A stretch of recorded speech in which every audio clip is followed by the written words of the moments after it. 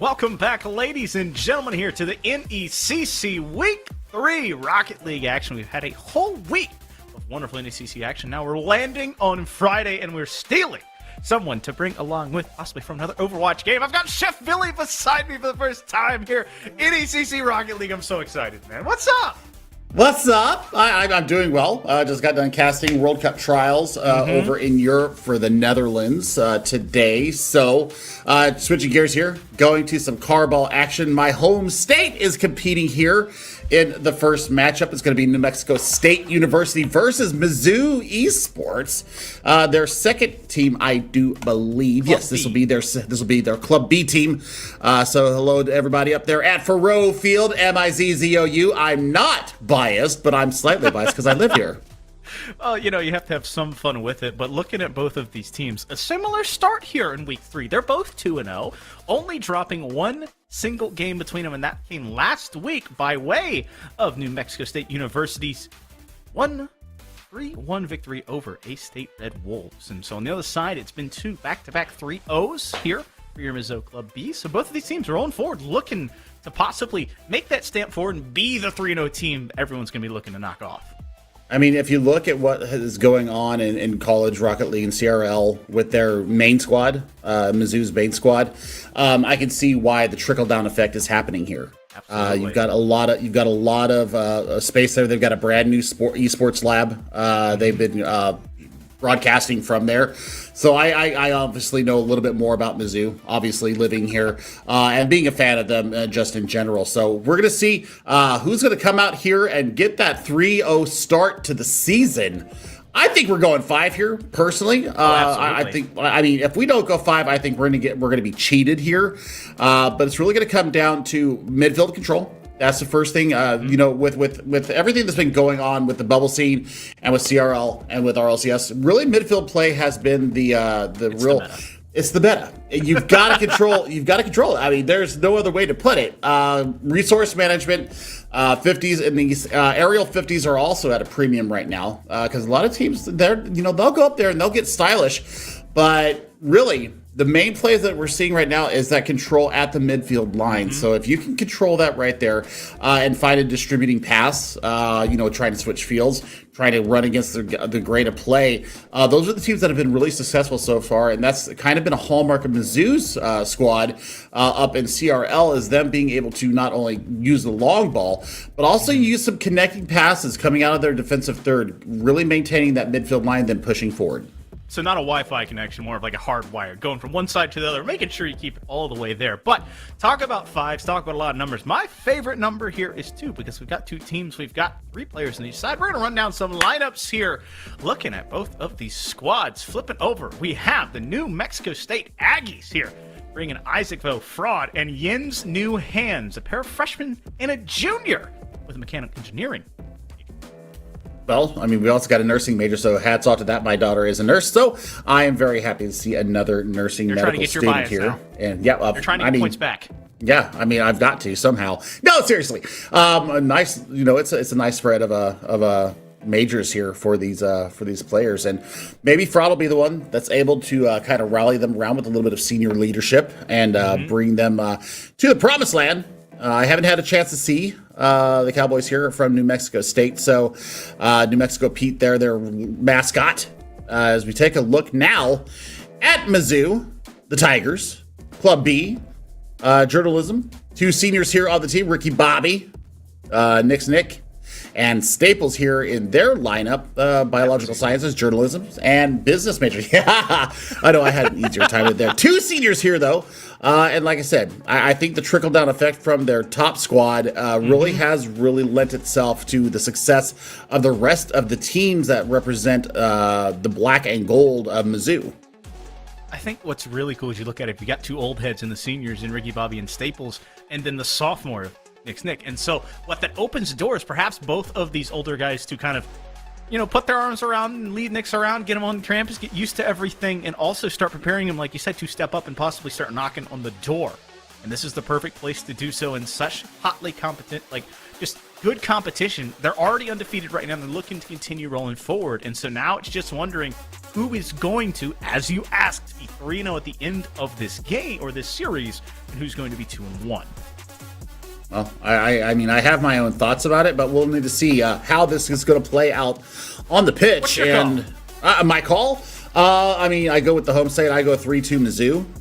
Okay. Just because, once again, I'm going to lean back to what I have seen from the upper squad, and that is them, really maintaining midfield lines. And I think that the success of the senior squad from Mizzou is going to trickle down. And really, I mean, 3-0, not a single game lost so far this season. Not yet. This is, I think they'll lose a game at least, probably 2.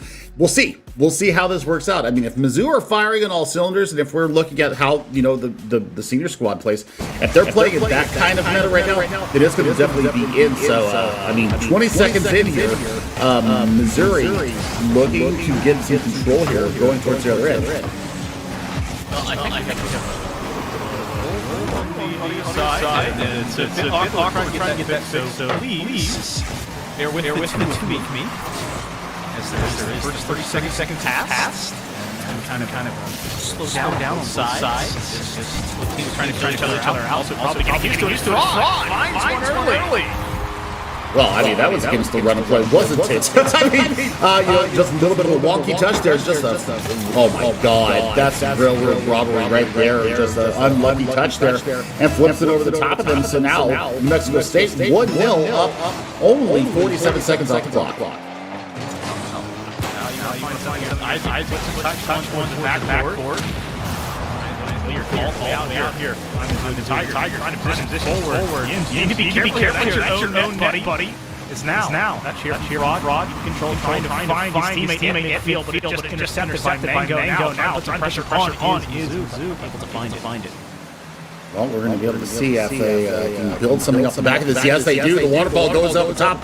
Nice little save there coming out from the defense in New Mexico State right now. Kind of bending but not breaking. Looking for a little bit of a touch there to the corner, towards the corner. Mega boost. No joy there, but the rotation is there. They're going to play it around there, kind of like a rugby muck on the corner. And they don't find any joy of that little carom off the back open net situation. Opportunity there to capitalize here in Mexico State. Now, knocking on the door, still in the third. A big 50 there, clears it out. Slowing it down here, Yins. He thought he had a teammate there, but a big 50 here from the Tigers now passing it field, but unable to get it. Rod, looking to find something here, but all finds is a diving car of Mango. Pass off to his teammate here, another touch here, but a beautiful 50 keeps just out of arm's reach. I mean, that's a great defensive stand there, but I mean, the pressure's not let up yet. Mango looking for a little bit of joy in the front, tries to take it by himself instead of looking for a touch. Little dummy in the air, Neko from long range and the cross in front. That was fantastic, just shielded him out. Touch there. Put it in, notching it up one piece here. Back where we started 7 seconds above the midway tie. We're going to see right now if Mizzou can capitalize on that beautiful goal. They took an early kind of wonky goal, and now they've been playing catch-up. So now with the equalizer, as we hit the halfway point here in game number one, they've really started to gain a lot of this possession. They're starting to hold that midfield line. They're starting to carry the ball with a little bit more authority. Now touch towards the backboard. Echo. Midfield play once again. Already has one. He's trying to find out her. Mango beautifully. He's got midfield, but again, this joint effort here is trying to find some control. They're not wanting to overstep. They're posturing aggressive, not overstepping here, Jeff. I mean, nice little aerial demo right there. And it's a 2v3 situation for a second. Nice little touch off the wall, looking for Neko. Neko going to go to the backboard and not be able to find anything there. But the rotation, once again, are coming through. That's going to be a solid. It just works. Call it. Okay. Yeah, that's kind of work. It goes off a defender. He called bang twice. Got him. Check. 2-1. I mean, there we go. I think we got the audio issues sorted as well, because I can only hear one of me and one of you, Foo, so this is wonderful now. But, I mean, we're losing a little bit of the sound from the game, but that's okay. I'd rather be this way than the other way. And Isaac Crow, really getting aggressive with these balls, these kind of neutral balls in the corner here, really throwing their chassis at the frame. Looking for a little connection on the end. That's a nice touch. Looking for the dunk toss in the end. You got to clean that. What? Okay, there it is. Okay. Oh man, okay. Just too much time. It's just a wreath all this time, all of this space, which is too little because he got too close to the ball. Mango though had the wherewithal to follow it up. Not panicking, not slamming it. Hands it off to a teammate, and so Deuce wild here too. I mean, 1:22 left on the clock here. Game number one in this barn burner so far. I mean, the action has been back and forth, and you really want to see that ball had eyes for the back of the net, but nice little cutout play there on the backboard. Mango getting up nice and high, play that third man roll, and being able to boom the ball down as we close in on 60 seconds here. Neko going up high. Mango and company looking back. Staples with a wonky touch. It doesn't go in. The woodwork. Oh my gosh, Yins cleans that up. Moo man. Come on. I mean, that's a gorgeous angle if that is just not your own net. Yins takes full advantage of it. And unfortunately, the Finnick not having a longer snout to get to it, to flat in pushes it towards his own net. It's 3-2. Well, 56 seconds here. We're averaging quite a bit of a space here between goals. It's frantic here. 5 goals on the day so far. This is just game number 1. Let's hope that they don't burn out too soon. Nice little touch there from Isaac Rowe to stop the pressure coming in, but the centering ball is cleared out. So as we close in on 30 seconds left here in the first game, 1-goal lead to New Mexico State. The Petes are ready to take this forward. Pete's his name. He's trying to just hold on right now as NMSU still in control. Isaac Rowe flipping the field here, trying to find Yins. Yins wants to pass it across to Fraud. That's all 3 players up. Wait, he's turned around. That was the moment perhaps to put him up by 2, but they can't follow through. Fraud finds the angle, though, with 14 left. Nothing fraudulent about that goal right there. I mean, just 6s and 7s on the goal line there. Nobody communicating with the ball. You can just tell it was a cluster you-know-what on the goal line. And everybody ended up missing the ball. And Fraud buries it in the back of the net. 14 seconds left. Just seeing through the smoke in the mirrors and the shattered pieces of what used to be mirrors of the defense, unfortunately, here. As Mizzou, Club B now looking to be down possibly by 2 and going to be down 1 in this series. A big clear, just more of a consolation prize. Here is NMSU still on top, pushing it back down, letting it fall. Game 1 goes their way by a score of 4-2. I mean, it was back and forth action. So, I mean, I don't know if we necessarily have anything really between these two teams. I think that the first goal that came out, that Isaac Rowe scored, no, it was Fraud that scored the first goal. That was just a pickpocket off of the hood of Mizzou. So we need to see a little bit more from this sample size here. But, I mean, the chances that they had, they capitalized on. Anytime that they had a real decent look at goal, it seemed that New Mexico State really buried it in the back of the net. So Mizzou have some work to do here as they're down 1-0. I think the most important thing is going to be, if you are NMSU, you have to roll forward with this momentum that you've garnered in one game. You got 4 goals. You were able to shoot decently, not great. And the most important thing, even though they didn't dominate in midfield, they capitalized on mistakes. If there was a mistouch, if there was a touch back towards that net, they were there to follow it through and turn it from that weird midfield defense into offense and just force Mizzou into more and more awkward situations. I mean, I'm looking at the counterplay coming from New Mexico State. I think that's really been the halt or the telltale of how this series has gone so far. Mm-hmm. So as we head to game number 2, Mizzou, they really need to clean up their midfield play. They need to clean up their touches on the ball as well. Have some intention other net behind where they're going. Yeah, the other net the other way. Maybe not bringing out the Fennec here. Maybe bringing out a different chassis. But we'll see. We'll see if this is going to go in their favor or if it's going to go downhill in a hurry. Nice little win off the kickoff there for New Mexico State. Shot on goal is going to force a response out of Mizzou. Well, Isaac Rowe just literally backing off, backpedaling if a car could, away from that one. Mango has a clear, and so it's just a handshake of possession right now. Back and forth, back and forth. Staples a bit too overzealous on that flip. That's a pass midfield, trying to get it far away. And that one is a bit too far in a ways. Now it's going back the other way. A touch from Yins as he wants to follow it up here. A shot going towards the far post, and it's dug out by Staples. I mean, that's a crazy angle and a crazier clearance there going across the mouth of goal. Fortunately, there wasn't anybody trailing from New Mexico State, so now the counterattack is on. But they're having a little bit of trouble just breaking out of their own third. There we go. A little bit of more positive touches coming through. There's some intention behind their touches. Having some reason of what they're doing, having a why is the most important thing, because you need to have follows up. You need to have, the wins and the wheres, not just the whys. They are looking, again, that was a pass to a shot, trying to open the door here for New Mexico State University. Mango can't find it here. Neko, midfield, but it's a handoff. His teammates beat there on the 50 by Yins. And once again, just so speedy on that contest here is New Mexico State. And that's going to open the door here. Isaac setting up Mango, and it's 1-0. I mean, once again, it's the pressure, though. It's the pressure coming out of the corner here. I can't call that pressure. To be quite honest, that was just a bad touch. A bad pinch off the wall that didn't go in their favor. Yeah. They own one. I mean, 1-0 to Mizzou, just a minute and a half in. So, I mean, less time than it took us to get our first 3 goals in the previous game. So maybe a little bit slowing down here, maybe a little bit of recognition of what each team is trying to do.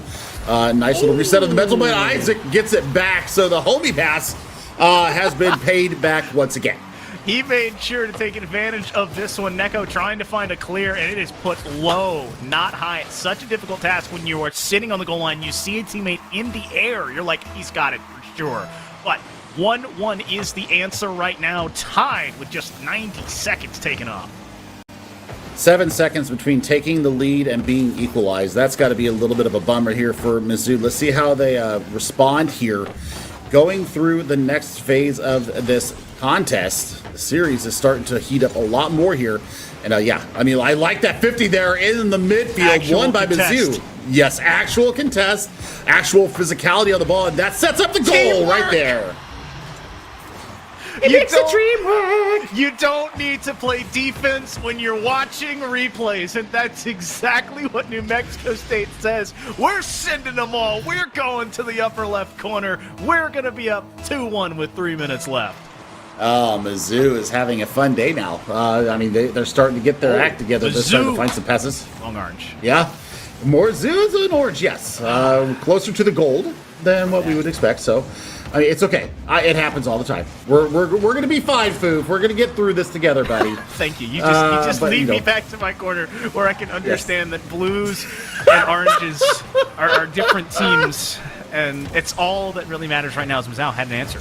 They were able to find that, again, replays don't matter if you're not playing defense, and so now they're stuck on an awkward side here as they're wanting to play offense.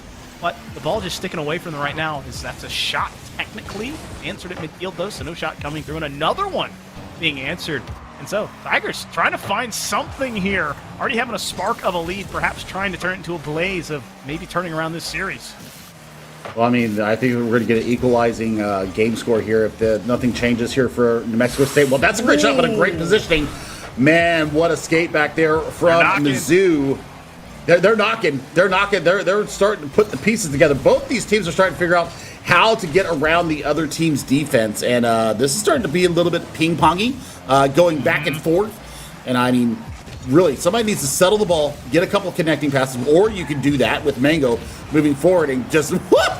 Yep, that's beautiful. Oh, Staples reading it, though. Right to left, like Da Vinci, not like a book.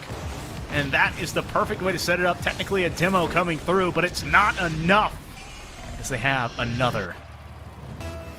Well, 2-goal lead here, 97 seconds left in game number 2. Possible. Mizzou looking quite happy with themselves right now. Can't rely on that because fraud 4 seconds later. That is not a counterfeit goal. That is a kickoff win from NMSU, and they will see you in only with a 1-goal lead as it's now 2-3. Oy, oy, oy. Quick on the draw, those Outlaws are. Yeah, you love it. You love to see it. I mean, there's no give up here in this New Mexico State squad, and you love to see the passion. You love to see the fight back. And I mean, we always ask people, what is your favorite part of Rocket League? It's the competition. It's the willingness to go out for blood and lay it all out on the pitch, and that's what a lot of these collegiate students are doing here on the pitch today. Oh my gosh, shot on goal, hits the backboard. Well, the Aggies still trying to find an equalizer here as that one could have been, but it's instead exactly what it was could have been instead of should have been. And now Staples finding an errant touch, but that's going to be another errant touch. And that is a golden opportunity turned away. Yins having 80 in the tank, getting up to it here, but it's just an awkward 50 fraud. Wanting to find a double tap, going for it, but he can't find the second touch. Now a big 50 win at midfield. The clock continuing to tick further and further down. Perhaps Club B finds their fourth, but they can't get it to go. We had a 4-2 in game 1 the other way. Maybe a retaliatory strike, like you were saying, Chef. I mean, retaliation's always best. Serve cold. And there's ice in these players' face. The roller to the far post doesn't go in, but now we're just in time-wasting mode for Club B here from Mizzou. We need to see if they're going to be able to score one on the back of it. Oh, my Lord. The run was there, but they just didn't find them finishing touch. Staples, if you score that, you're actually insane. Reading it beautifully, but didn't have the perfect touch. Mango setting it midfield. That's a long, arcing clear with 10 seconds left, and Staples has an answer. If you are New Mexico State Aggies, you want to have some control. You need to get the ball on a car soon.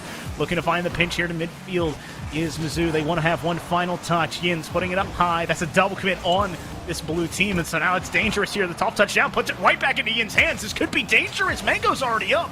Now Fraud keeping control here. Just 22 in this tank. They want to let it drop, but it's going to hit 1-2. That is still Isaac Fro keeping it alive. There's no boost in Yinz's car. He's got to play center fielder. They're all three on top of each other. Can he get back to it? He does, but it falls down. Mizzou making it 1-1.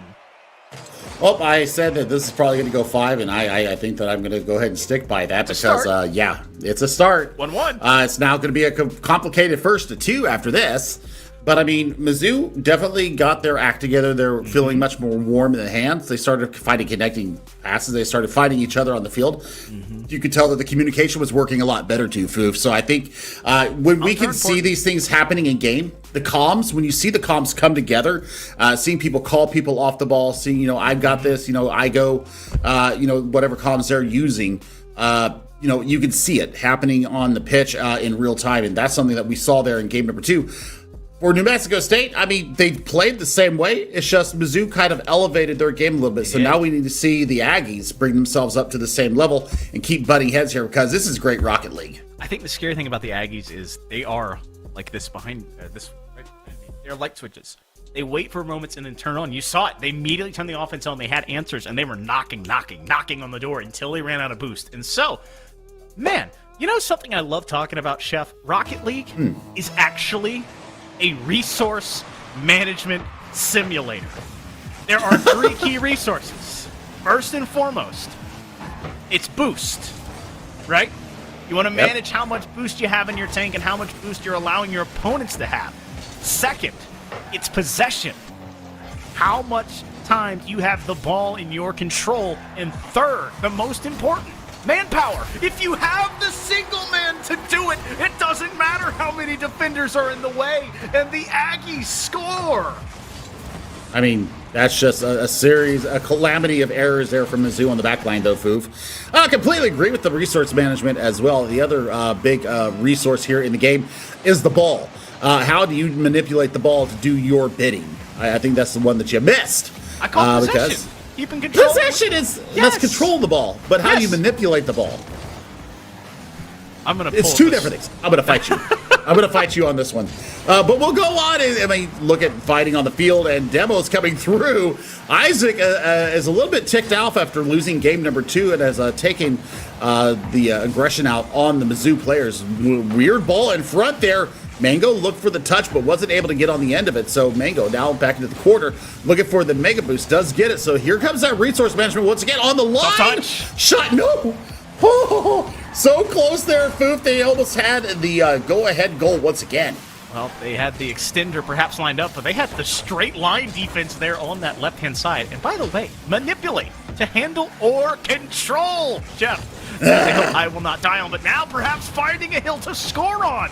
Is Mizzou, but no, just a bit too far again on the angle. That's a beautiful touch, but a better save. Perfect is what is needed right now to break through the Aggies' defense.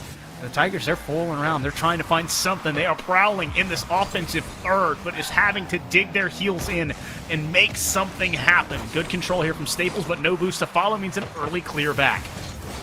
Oh, dangerous ball in front. That's an important touch coming out of Mango. Neko has been kind of silent since game number 1 and just gets absolutely osterized in front of their own net. I mean, they looked one way and the ball went behind them. That's a beautiful shot against the run of play.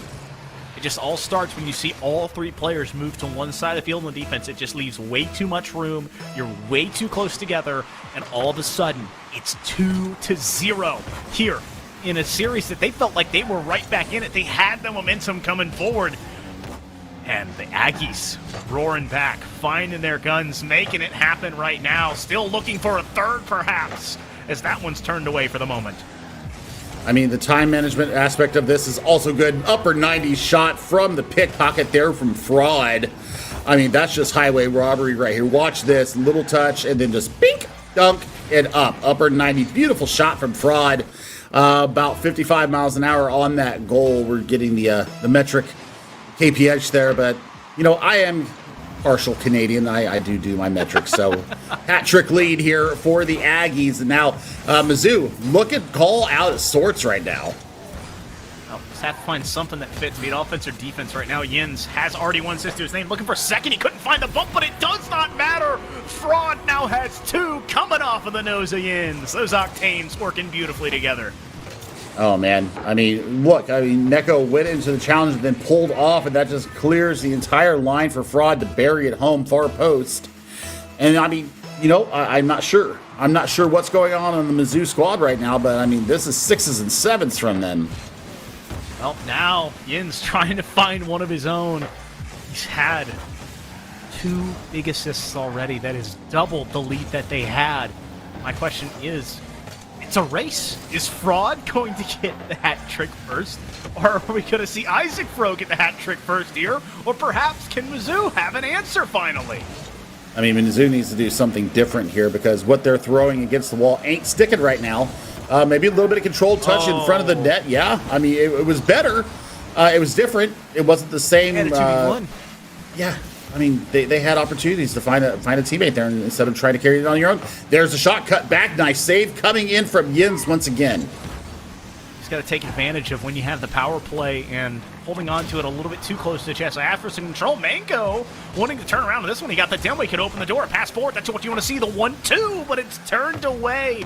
1+2 is unfortunately not a goal here as the defense standing the test once again.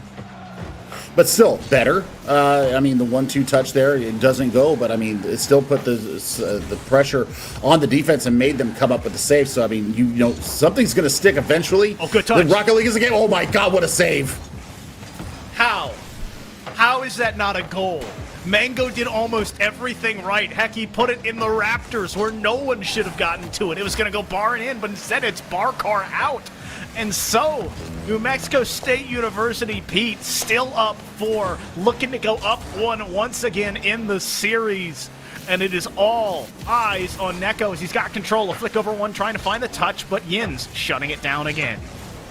Oh, what a touch, what a shot! There it is. I mean, they you know, eventually it's going to stick. And I mean, and you know, NECC getting the body around and Mango, you know, finally burying it through. There's no pre-jump fast enough for that one. And they finally get themselves at least a consolation goal. Let's see what they can do here with 46 seconds. I mean, of course, they're going to want more. But, I mean, stopping the run of 4 straight goals definitely going to help the mental. All about rebuilding the mental, and I think they might be trying to rebuild a bridge back into this game as NECC finds the second. And don't you go anywhere just yet in this one. No, I mean, 8 seconds between goals. That's exactly what they needed. Now, Mizzou has a fighting chance to get themselves back in. 19 seconds of goal, definitely doable considering how fast they scored the last one.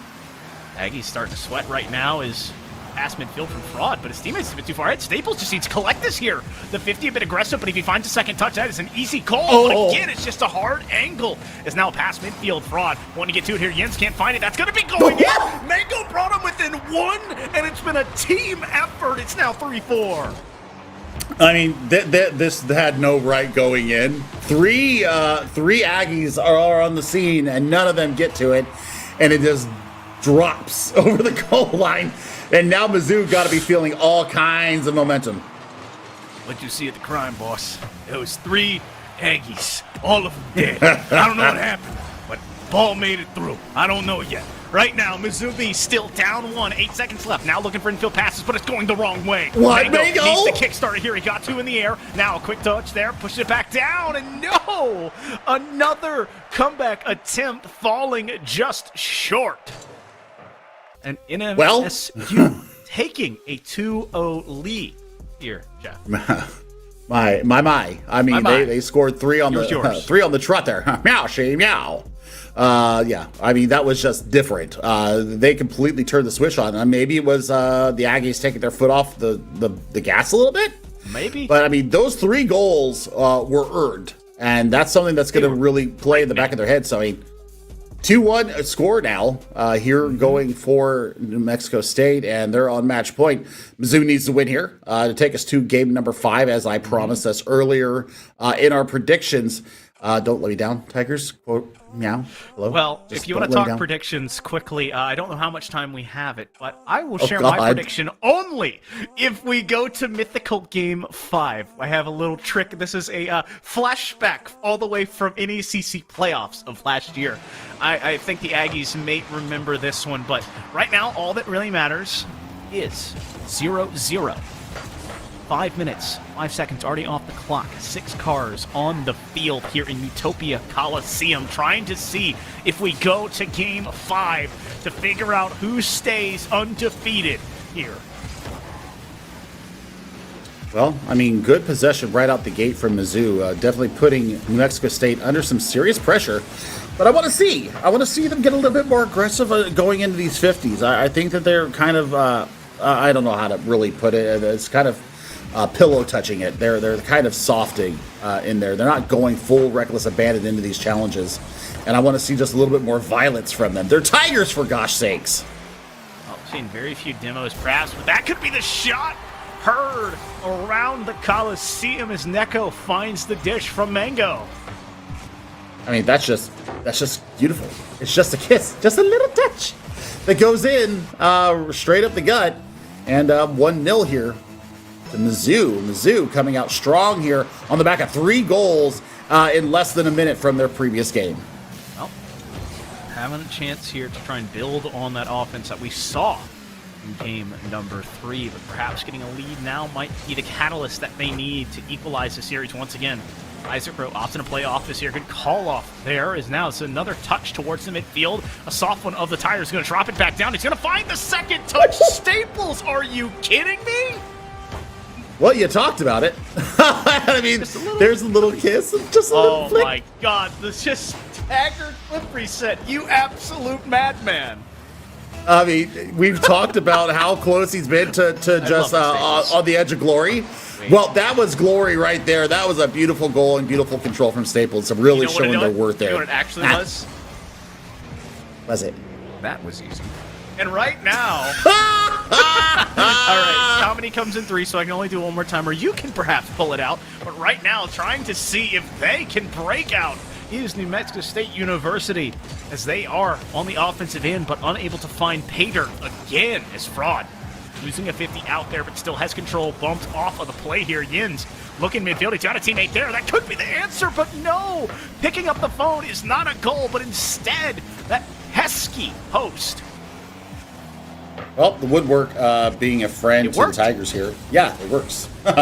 And I mean, they're not stopping here. I'm looking at Mizzou, trying to figure out, what is their plan here. Now that they've got a 2-goal lead, we're heading into the halfway point of game number 4. And an open net, that's going to give them the hat-trick lead. That's their biggest lead of the day. Mango with 2 here on the game number 4. And that is exactly what Mango wants. Already had the assist already. Finding the back end at that time, and now extending a lead to 3. That's what you want to see. 2:51 left in game number 4.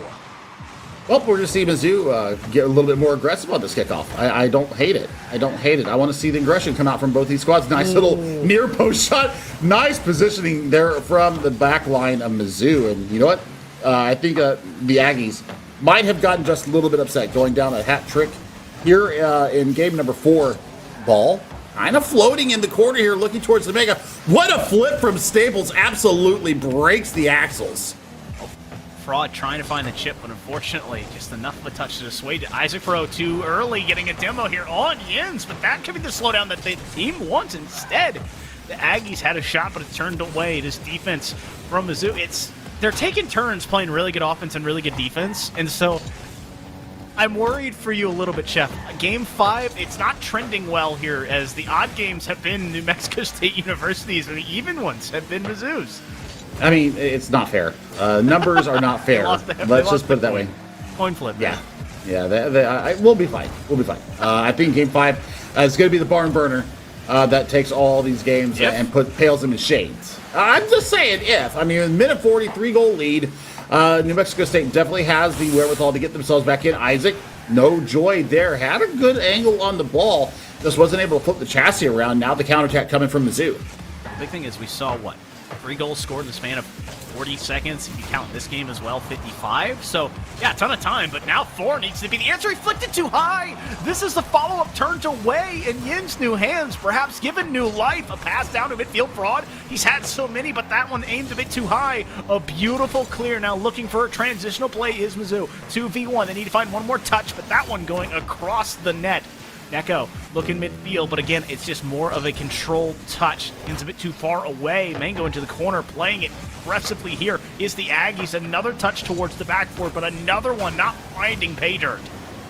I mean, they're just giving it their all here. And I mean, the touches that are coming out from Mizzou are smart. You know, they're controlled. They're not trying to do too much with it, just kind of, you know, taking it out of the optimal shooting lanes here for New Mexico State. The Aggies, though, they're not giving up. They're putting balls on net. They're probably going to score one. There it is. Yin's new hands finds the new goal of game number 4. Setting up Isaac, who then clears the way with a bump. And that one having to come off of the post, which has denied them 2 times this game. 3rd time was the charm, and they now need to find 2 more. Emperor's new groove, nay, nay. I say Yin's new hands. And we're going to go with that. Here, 30 seconds left. They've got time. They've got the wherewithal. 2 goals down, 22 seconds left on the clock. Nice control there from Mizzou. They want to just waste time off the clock. They've got the win here. All they got to do is control the ball. 15 seconds left on the clock. Staples trying to control there. There's a mistake. It's a misread. Looking for the back. Oh, no, the shot way too wide. And that's going to go ahead and do it here for game number 4. We are going to that magical game number 5 here, and New Mexico State are going to have to come back, and hopefully the odd numbers are in their favor. I am feeling so bad right now because that was the opportunity. You had the defender on the backboard ready to make a far post shot and going a bit too far. But we're at the promised land, Chef Billy. We are at a point where both of these teams are 2-2.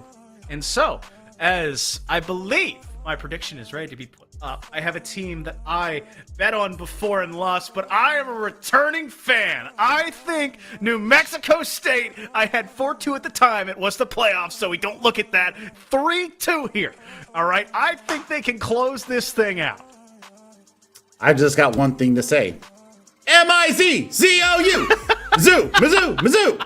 I think Mizzou's going to come out 3-2 here. I think they've got the momentum. I think they've got the. I think they've got it. And yeah, it's kind of disappeared into your shirt, which, by the way, fabulous shirt. I want to steal this shirt. I didn't wear my Hawaiian shirt because I don't have one on me. But we'll be heading to Champions Field for map number 5. Somebody's going to come out still undefeated. Somebody's going to have their first blemish on the season. Aggies, Tigers. Who's it going to be? I got Tigers. You got the Aggies. Let's settle it all on the field. I think this is like the moment where like both, it's like the cut in, you have the guy bleeding from all the tiger claw wounds, reloading his pistol as the Tigers getting up. We're going to see what this weird Wild West shootout has turned into, perhaps a horror or a thriller if you're Tiger fans. Who will come out on top? And that's a diving save as Mango is denied at the point of attack. Staples 50'd hard as well. And Mizzou leaving nothing to chance. They're back on offense again. Oh, man, but that's kind of a wonky touch. But there's the rotation there from Staples once again, getting a little bit more physical in the midfield point. And that's something that we've seen here from these Tigers, is they've got really physical at the midfield line. They're stepping up to meet the pressure and looking for contact, and we've gotten that from them in spades. On the other side, the Aggies need to step up their aggression just a little bit because they're connecting passes. When they have the time, they've been perfect. Perfect, perhaps, is not what either of these teams need, Chef. Good enough is what we need to see.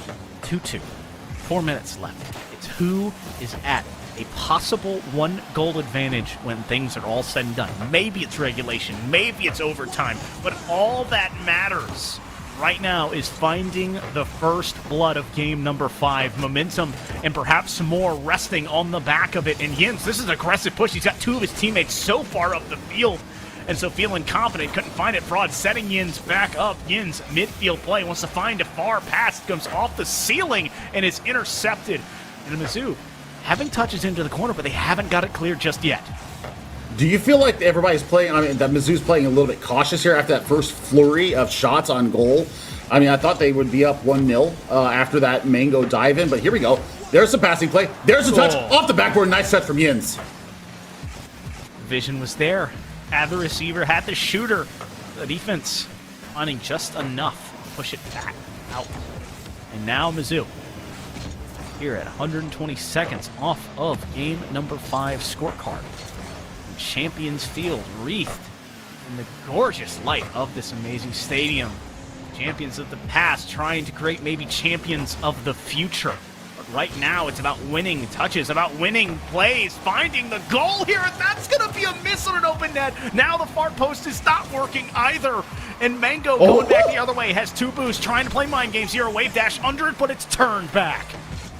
I mean, still, it buys a little bit of breathing room for Mizzou because they were under the gun there, and they absolutely dodged a bullet. Aggies got to be kicking themselves in the shins right now, not getting that goal. But now they just turned their business back to the game at hand. They haven't given up yet. No score yet. This is the longest we've gone without a goal, Foof, and I think that they're playing cautious now. Both teams are realizing the importance, the gravitas of the moment, and they're pushing in. Nice little touch off the back. No joy there. So the big thing, it's not just the gravitas of the moment, it's the gravitas of the goal. It is the insurmountable feeling of won and possibly done. Your undefeated season maybe hanging in the balance only in week 3. Feeling confident, wanting to be the team to beat. And both of these squads have put on a clinic. That's going to be fraud, though, finding the back of the net. We've seen so many epic saves. I saw 2 defenders. I didn't think it was going in. I mean, the demo there cleaned up the alley there and really prevented anybody else from getting in the way. And yeah, it was an Aggie that was demoed there, but it cleared the line, it cleared the defender, clear open shooting lane there for Isaac Rowe. 1:42 on the clock. Now Mizzou down into desperation mode. Well, still so much time. I hope you're not in desperation mode just yet. I want to see some very good and concise offense. We've seen it work well. They've got transitional plays. They've got solid passing. They just need to spread the field out a little bit more and move this New Mexico team around. Like you see, there's holes in this defense. There's a double commit coming out as Isaac Rowe, the last man back here. Big 50 pushing it towards that net. Oh, they've gone. Moist. Step on your toes, my friend, as I took the breath. I thought that was going to be an awkward touch. It was an awkward touch, and I mean, you know, we're looking for a little bit more flurry coming from them. What a flick there. No joy, but still the danger was present and clear. Oh my goodness, the ball dangling so deliciously. Yes! There is the You're goal so ahead. Speedy! Oh my word. Neko? No. That was, Neko. Did he get a touch on it? That's a pick six. It's literally intercepted it and said, pointing, high-stepping back the other way as Jens now doubles the lead. And Mizzou in shambles. Again, the momentum, it was perhaps resting all on their shoulders, and maybe it's just a bit too heavy right now. Down 2, and the Aggies wanting to close this one out and slow this game down. Mango wanting to speed it up. He's going to put the dunk on. He needs to find a teammate here. The shot denied for a 3rd time, and this is a big win. Perhaps Fraud finds one more, but he can't get it to fall. Fraud looking midfield. He got it behind the defense. That's going to be a near post shot. That's going to be a 3-0 lead. Wow. I mean, just against the run of play, and we're seeing Mizzou really having to push hard here, and this is heartbreak for the Tigers. This is going to end their perfect season here.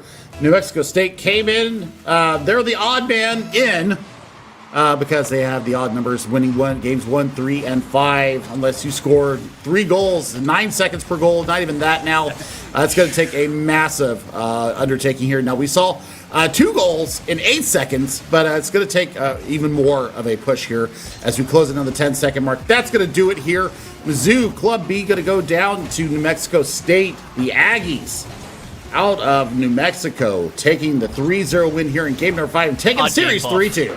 Odd game buff, too strong. Please nerf psionics. And I am going to willingly and gleefully pluck this one because it was indeed Twitch chatter top bins for Yins, as Yins was the difference maker in that match, made it happen. And the thing that I love about Yins is he had about 4 or 5 assists coming into this game. Yep. And then became the shooter, and the team rallied around that player, said, we're going to feed the beast. We have a 1-goal lead. Now let's extend it and look to put this game and series away.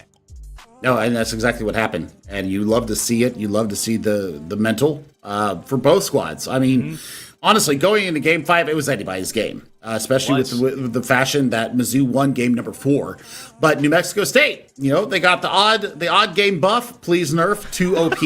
But still, perfect. They won the coin for them it's perfect. Mizzou saying, dang it. But I really liked what we saw there. I mean, we got what we wanted. 2 undefeated teams, one map loss between them, and now we have somebody with a loss going out. Unfortunately, it's my Tigers from Missouri taking the L there, but still, I mean, full credit to Mexico State. They absolutely played their hearts out. And you know what's so great about all of this, Chef? That was more? Series 1. We have more coming at you. We're going to be taking a very short break. But after that, I'm Foof. That's Chef. We're going to be back shouting at more Rocket League in a bit. And this is NECC Week 3.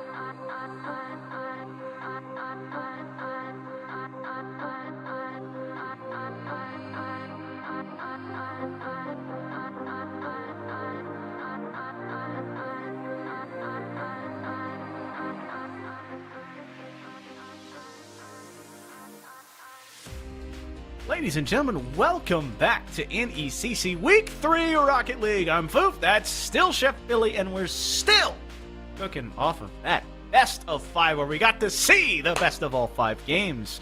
And we're looking forward now to a bit of a different situation here. Chef Billy, teams trying to get their first win.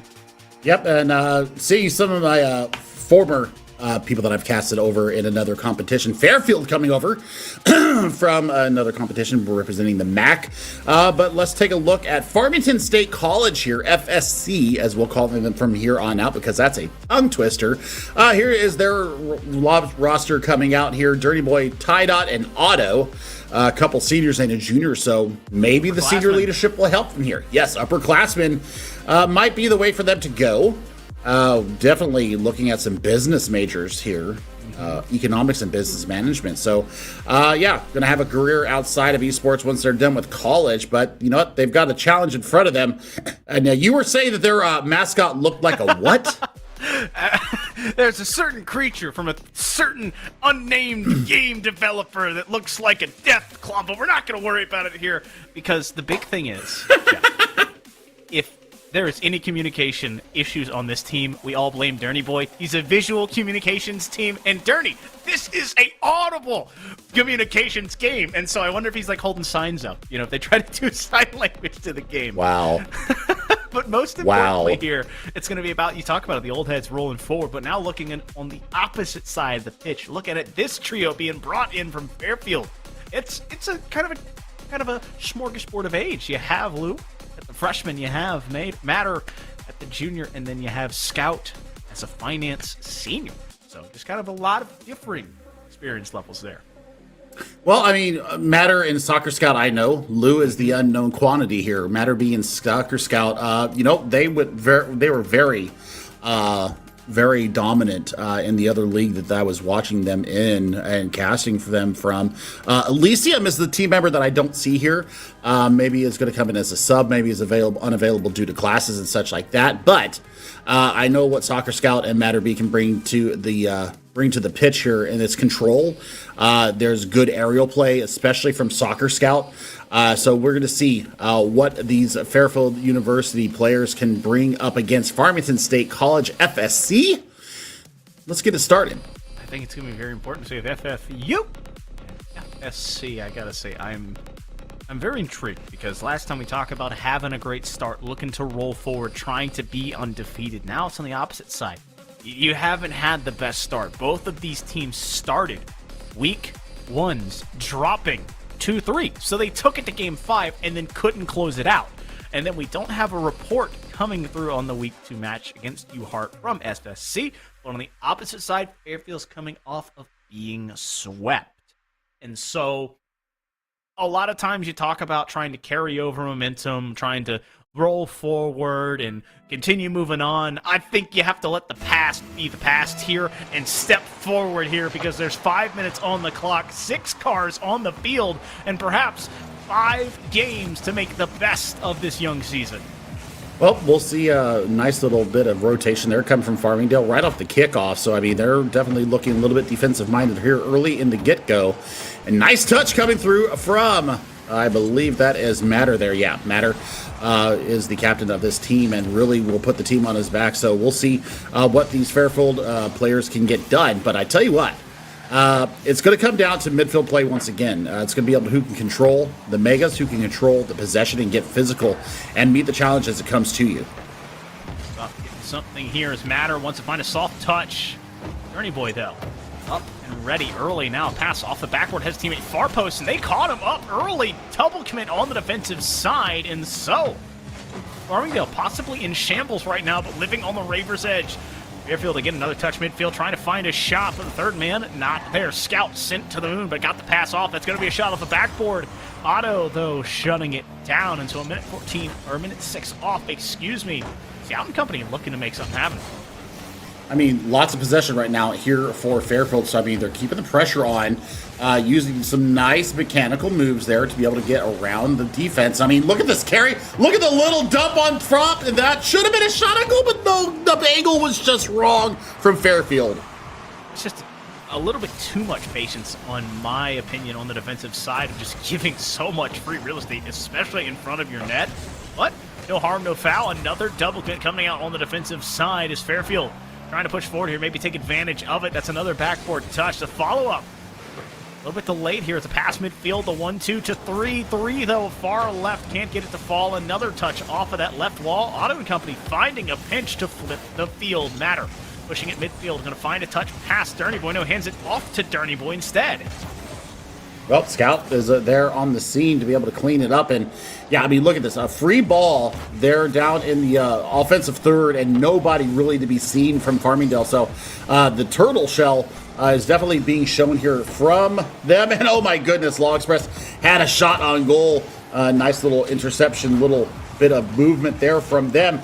Foul off the backboard, looking for a teammate. Matter going to get his own rebound, go up high, looking for somebody in a trail. Nobody there. No one there, and so Scout rolling to it here, trying to find a clear bump off of it, pushing forward here, and that's going to be Didot able to get goal number 1 for Farmingdale. I mean, against the run of play, Foof. Against the run of play. I mean, this was all offense coming out from Fairfield, and then just on the counterattack, just a couple of touches, and the ball's in the back of the net as we just cross over halftime, so now Fairfield looking at a 1-goal deficit. 21 left. Scout up and over 1. It's going to fall just off the crossbar. No real follow-up threat right now as Fairfield trying to find one of their own, and that's going to be Law able to get goal number 1 and notch it up.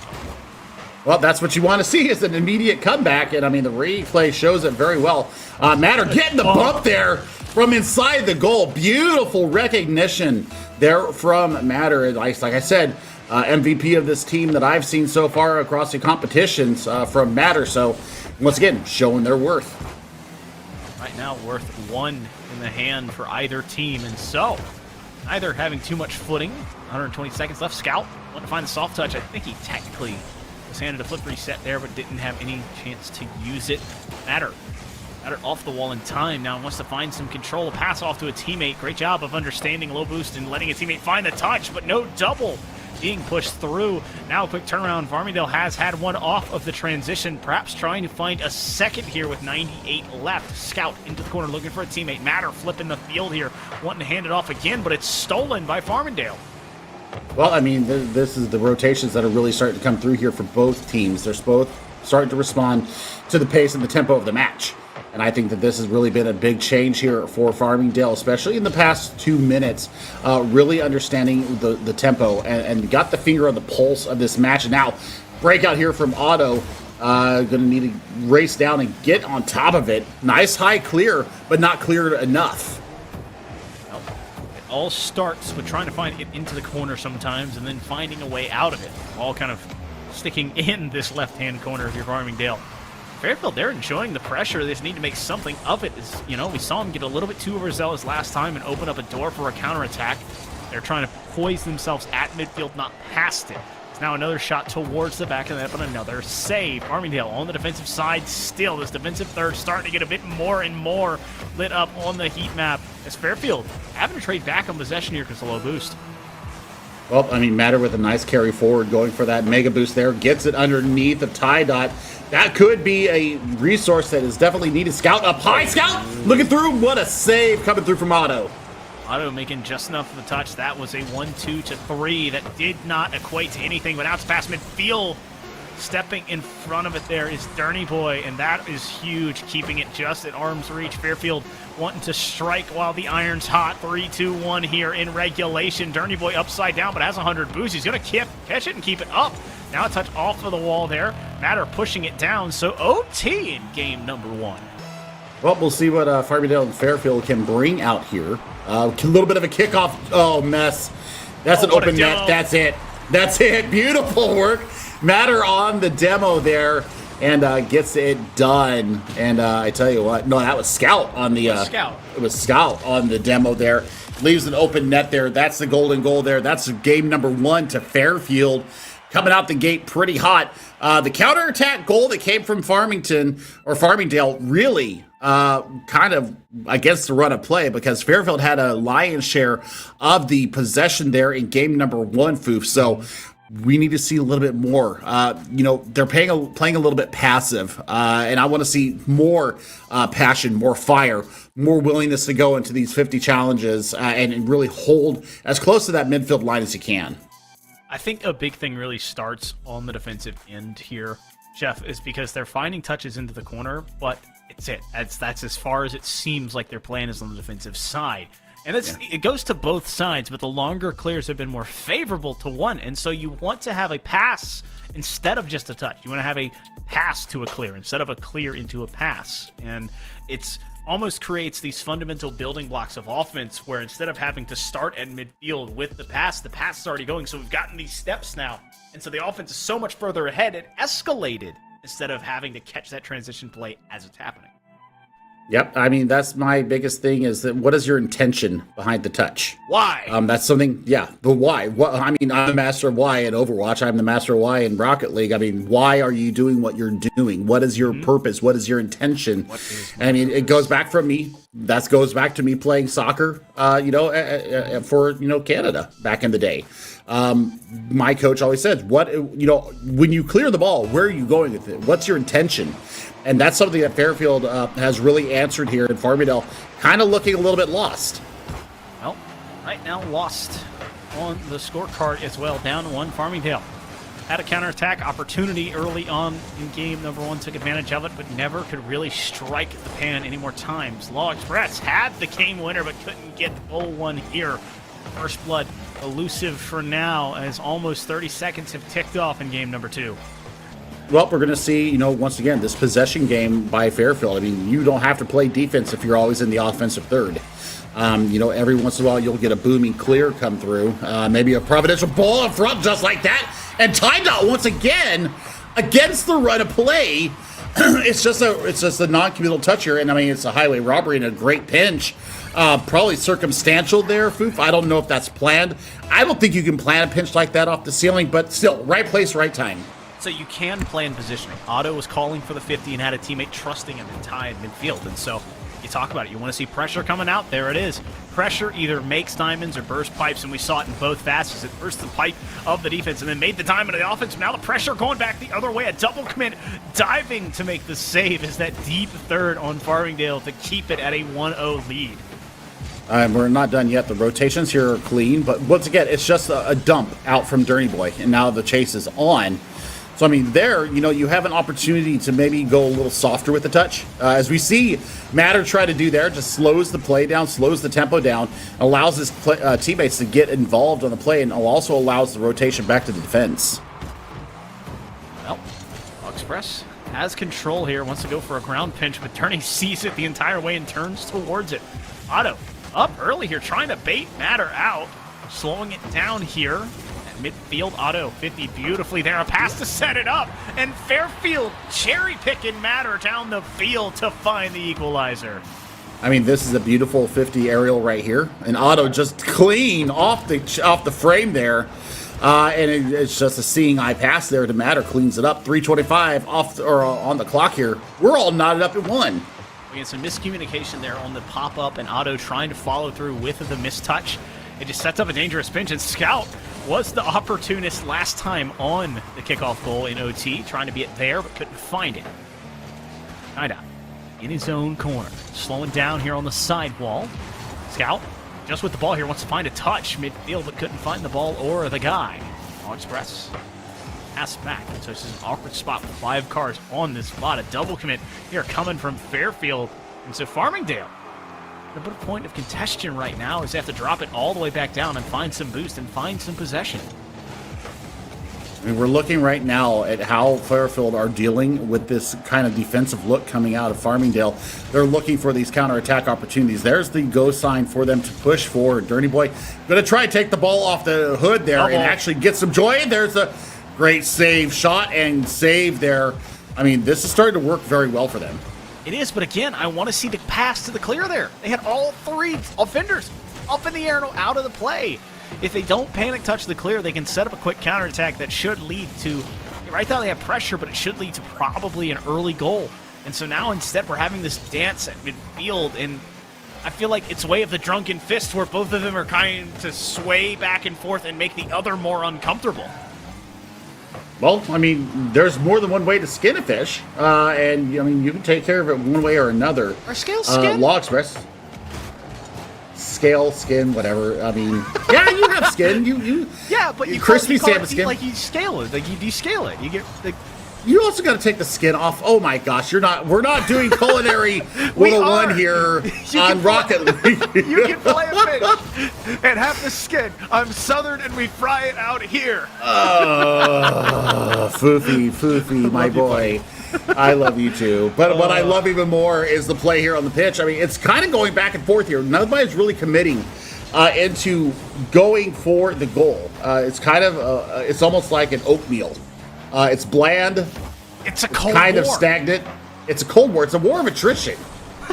It's a war of stepping forward, and then the other guy steps forward, and they both take a step back and go, whoa, wait a minute there, pal. As that's another save coming out. Dirty Boy, unfortunately losing it here. Trying to find it is Scout. That's going to bounce off the shield. It could be Law looking for it. Instead, it's going to be a pass to midfield, and Matter will not be held at bay for another minute as that's goal number 1. I mean, that's an unlucky pinch going up from Ty. I mean, Ty has benefited off of one of those wonky pinches. So it's, the Rocket League gods have come back around. The karma comes back around and bites them in the rear end. Fairfield up by 1. 50 seconds left on the clock. Scout in the corner looking for Matter once again. Well, another opportunity here. That one's pushed all the way out. Otto follow this one up and possibly find an equalizer. Has a demo looking for a pass midfield. No, a self setup is going to be shut down. Now with just over half a minute, Ty and company having to make something with a lot less here, down by 1. Well, I mean, that's a great cross-field switch of the ball there, and I love it. That harkens back to my old soccer days. Switch the field, go against the grain of the defense the way they're running, and you're going to find some open space, and that's exactly what happened. 14 seconds left here on the clock, and now we're looking at Matter. Control the ball. Scout going up along the high line. Looking for the go-ahead goal, the double pitch, no good there.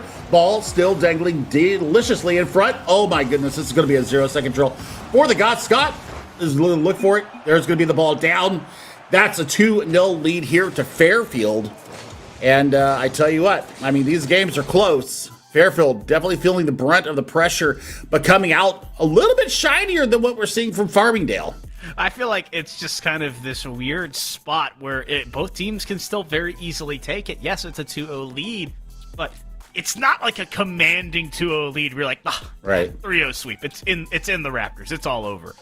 And part of it is, I'd say, the ability of both teams being equally matched and they want to contest each other, but it's also the lack of ability of what I've seen of them closing out confidently. You talk about it. They're very timid at the point of attack. Both teams are reserved on the offensive side. They don't want to overstep. They don't want to overcommit, and they don't want to mess up. And one of my least favorite things to hear, Chef Billy, is when you're playing not to lose. Ugh. Yeah. I feel that. I feel that in my guts, I tell you what. But, hopefully they'll have a little bit more spark behind their go here as we head into game number 3 here. Absolutely. Once again, Fairfield on match point. They've withstood the tests that have really stepped up to them. And, this comes from playing a lot. And they do play a lot. And there's a demo in front of the goal. There's a goal right there, Scout from midfield. I ask how we can see them look to close out a team, and an early goal like that, a flick, a demo, a goal, all three lined up perfectly 1-0. Scout not only got the shot there, also got the demo on the back of it. So, you give yourself all the advantage you can. And that is an early 1-0 lead. Now, ball dangling on the goal line once again. That was a great low ball carry, low trajectory of the ball. We're going to see now what kind of an answer do Farmingdale have. They're down early, and we've seen them kind of revert to this turtle shape where they huddle up on their defensive line and just don't try to go for anything. That's how you win. Oh, my Lord, what a setup. Oh, what a setup, but no payoff right now. It's just come and go again. Fairfield, though, up by 1, trying to find the flip reset is Law Express. He had the flip reset, but not really much setting off of it. Is Otto dribbling past his teammate. Scout 50's hard here. The Octanes collide, and so the ball rests at midfield. Law wanting it. I love the pressure. I love the idea, and I like the confidence. I just don't love the touch. Well, how about that touch? Looking for the give and go there from the midfield line. I don't hate it. They're actually playing way more aggressive now, and I'm liking it. They're actually committing to what they're playing here, and they're starting to find some results on the back of it. Yes, you're going to have a counterattack opportunity coming here now and again. Oh, my word. Otto got screwed there out of a goal, just a little bit off of the mark, but still, you're starting to see the physicality start to play into this as well. So Otto can't take full advantage of a far post being wide open, and so instead it becomes a mad dash back, loses the 50, and Matter takes full advantage of it. You love it. You love to see it. They're committing to when there is a loose ball, they're going in 10 sheets or full octane, full nitro going into it, and I love it. That's what I think of Rocket League. I want to see the violence here. I want to see them going in and getting these demos and getting these hard bumps and making it hard to play the game. That's part of this game. It's all part of the game, but the question is it part of a winning recipe? And for Fairfield, yes, 2-0 right now, cruising perhaps to their first series win that we know of. And Farmingdale wanting to stay on top of here. Matter wins another, trying to find a third, but Ernie Boy keeping that one away. 2:52 left here in game number 3. Cheeky little touch from Otto there denies the pressure coming in. They're starting to really zip into these challenges, Foof. And this is what I wanted to see. Physicality and tempo. Tempo has been increased by Fairfield. Also, the physicality has been ramped up. So things are starting to really run the Fairfield way. Just over the midway point in this game. 2-0 is the scorecard. Law Express and company maybe a bit more content to rest on their laurels as Darny Boy pushing the defender out of the way. Scout just trying to control possession here. Matter backcourt play and looking for his teammate in the touch. But that's going to be one going back out instead of into the mix. And Matter wanting to make it into his own hands, couldn't get it to fall. Darny Boy looking for Ty. Ty 50 beautifully there at midfield until it's a handshake and possession once again. Oh, what a little touch there from Matter. What a touch. Okay. I thought it was going to. But still, the counterattack looking good here. The good carry coming in from Ty Dot, but didn't find a teammate. And I think that's really what the lack here is coming from Farmingdale, is that their connecting passes just have not been on today. And yeah, Fairfield passing circles around them. Tyranny has just decided to demo everybody off the server. Well, it's just a trade of demos there, so it went from a 3v3 to a 2v2. And so a net 0 for both teams is like, oh, I can take him off the map. Oh, I got taken off the map. All right, well, here we are, 2-0, and a net 0 still leans its way towards Fairfield as they are up 2-0 in the game and up 2-0 in the series. It's Law Express 50 hard there, just outside the goalie's box, past midfield, but that one a bit too far away from Scout to make anything happen. But no, the shot technically threatening there with the slow roller. Well, I mean, pressure starting to ramp up again. 2-goal lead here for Fairfield as we cross under the minute mark. And Otto, I mean, they look a little bit lost right now. They look like they are punch drunk even, just getting demoed and bumped left and right from this Fairfield squad. They have really ratcheted up the physicality. It's about making something work. And I'm wondering if Farmingdale can find it before we get to maybe this sub-minute mark. Like, I mean, this half-a-minute mark. I just want to see something. Maybe it's a shot. Maybe, I mean, we'd love to see a goal to push the series further. But maybe it's a defensive stand. Just something as Dirty Boy finds that something with 20 left. Caster blessing there, not the caster curse as we usually happen. So when we try to prognosticate what's going to happen, and I tell you what, 20 seconds left, one goal separates them from equalizing here and taking us into an overtime. Farmingdale not done yet. That might have just reignited their power. Well, it's now or never right now. 13 seconds left. Otto flipping the field. This might be the call that they needed. Can they answer it? No real follow-up here as they all pushed forward. Now, trying to find a demo there, but unable to get it. Farmingdale, last chance here. Whispering in the wind. Maybe Otto has the answer. No, he doesn't find the pass midfield. He had the teammate there and it dropped. Fairfield. Boy. My head is in my hands. That was the moment, perhaps. But it doesn't happen. Fairfield win 3-0. Or wait, my brain's stopped. I can't believe it. Yeah, I mean, they had it on their hood, just a couple extra pixels. And that ball touches the hood, and it goes in, and we're going to overtime and maybe going to a match number 5. But as it stands, Fairfield win 3-0 here in our second game of the day. And, well, I tell you what, we have been treated to some very good Rocket League here on NECC 2, but there is still more to go on here today. Foof. We got Captain Ahsoka and To Be Determined coming in. I'm not sure who. Mystery caster. Mystery caster coming in. Wonderful to work with you on the mic again, my friend. Thank you. It's always a pleasure to hang out with you, my good sir. But yes, we have Dunwoody Hawks varsity going up against the Hastings Broncos up next. So we're going to be taking a short break as we get all the pyrotechnics ready for the Mystery caster. So stay tuned, and we'll be back here in NECC Week 3.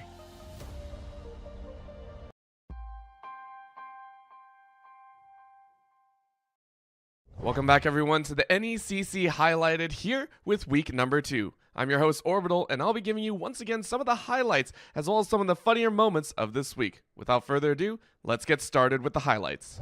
Ace only has that pistol to work with. He'll try to extend out to catch Stan off guard, but cannot find the space to do so. Ace will finally fall and is all the way up to Baldilo Goblin once again. Stuck in yet another 1v2. Will drop it down to a one-on-one. Oh! Finds the kill! I mean, we've seen people go crazy at points. We really have, and Defenestrations is one of those at points. Every single member feels like RPI have out of time, and they do it again!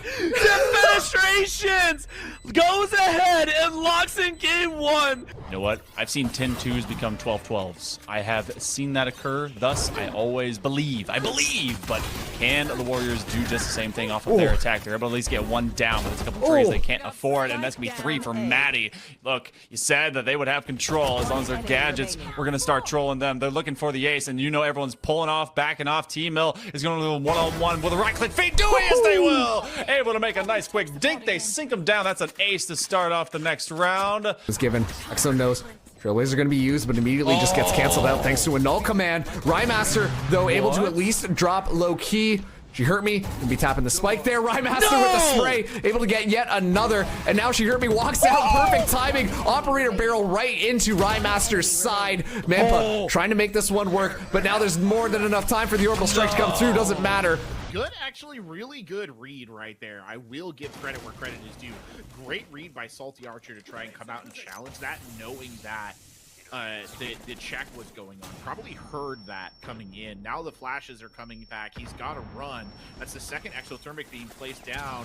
Slade trying to get very aggressive on the back of this. Good play from the smoke here, just trying to slow it down. Kills, how ironic, with a smoke canister. Are you kidding me? Look at Barton come alive. Complete destruction of the Waterloo Warriors attack. They die right outside. And this is just looking like Milwaukee might actually win the round somehow. Despite being a man down, Aqua needs to waste 10 seconds or kill 3 members. Danny Destructor goes down in a frostmat. There's no chance to revive. Gets the kill onto the Jackal. And now all Aqua needs is the kill onto a Short Legend. But he doesn't know where the diffuser is. He gets the kill onto the confirmed player. And yet somehow a Short Legend gets the kill onto the Frost after putting down the diffuser. John, a series of emotions. They're not going to face check, but Nefty is going to drop a ward, and now they know. Vel'Koz is on the bot lane. Kuzan is ready to go. Teleport is available, so they could make this a 5v5. They're going to try, but the Baron's doing so much work. In goes to the back. 1C is there, but the South, the root to death. 1C is blown up. Hostile takeover is going to do some work, but the smite goes down, and they've done it. They have gotten the Baron, but what do they get out of it? They don't get much. It's going to be 3 down on the side of Farmingdale. In goes the Lance Rested. They are going to survive. Kuzan's coming back in, just on top. Do you kill them all? Kuzan gets it. They finish. The Baron was smited, but you get nothing. A negative Baron power play. The red side of the map has been very conquered. They're gonna get this one up, but the knockup also lands and it's gonna get the victory on this little team fight. Very important one for the Misericordia Cougars team. Creek just trying to get away. There's still 3 members alive. Oh, the super mega death rocket finally finalizes. HP shred with that Leandry's Torment. Oh my god, everyone's looking to just remind XM that he's an ADC. It's up to Hazuko this time around. They find the stun. He's lacking a little bit in the damage department. The flash comes through, but it's not going to be enough, and Odd Auto from the other side of the map grabs the kill. It can be painful, but now they're walking into deep vision on their own, but that's going to work in their advantage. 1C throws out a little bit of a shield and says, hey, I found the opportunity. Nukd said, let me have a chance. The hostile takeover did so much work. It caught him in a corridor. An assumption catches. If anything is going to help you with aggression, though, it's the rush. Logo throws that one out. That's dead. Wants to look for that Terror Surge as well as HR potentially combining that with the Bastion ultimate would be beautiful. They don't quite get to do that just because of the situation that they're in, and the Bastion ult sort of goes to waste there. Just find the elimination onto Nolan, but for now, at least they get the team kill. They get the point cap. With a couple of headshots and a roll through, you should get your mines up. But you're looking at mines here, all in the cornerway. Then soldier on soldier violence, Combined with a blade coming out from Ghost. And this is threatening to be another 100-0 here. One lone Kiriko on point with a Fox to back her up. Unfortunately, won't be near enough to take out the entirety of AMCAT. 2 100-0s to AMCAT as they take Ilios. They have to find in the middle of the field. Fairly open for Antsy, however, but the pass forward for Ace. However, Antsy just lurking, waiting for that ball to calm down a little bit, and then ripping a monster from the middle of the field. Defense goes, huh? Antsy? Shot? And it's already in the back of the net before they even perceive it. They're just sitting back and watching what's happening in front of their nets. And maybe if someone accidentally turns the channel over, then they're going to get up and get that remote control. Goodness me, I feel old once again. But look, this has been an excellent final 2 minutes. A real great demonstration from JWU Yellow in how to lock down a game. I'm going to eat my words, aren't I? Backboard, wait for it. No, Antsy there gets there just in time, wins the race. It's going to go right down the other end. Boom! 4-2. Of course, not everything works out just as expected. Sometimes they do go right, just with a few tweaks along the way. Here are some of this week's misclicks, some of the funnier, more random, and more enjoyable moments of the week. On this first floor, not really having the ability to actually help on the site. All right, it happens sometimes. Just the ability saying, all right, I give up at that point. But now Quality just has to hop in. This is the only window he can really go through. If he goes through the other one, it's a Frostmat. Flashes himself as well. This 1v2 isn't going the best way. Has to reload, doesn't have the bearing. 9 John, I don't really like the odds here, and it is down to 0. A comedy of errors in that engagement. To get themselves up to the photon barrier and at least get some point presence. All right, they're gonna go. Oh no! The boop immediately as the teleport comes out. Chargers trying to do something a little bit different, but they put themselves in such a vulnerable spot. Nobody even gets a chance to touch the point. Mustangs were all over that read. And that concludes the second week of the NECC. We're excited to showcase even more collegiate moments and want to make sure that you're able to get into it as well. If you find a funny moment during one of the broadcasts, make sure to clip it and send it to the link below, and we'll try and showcase it on the next NECC Highlighted.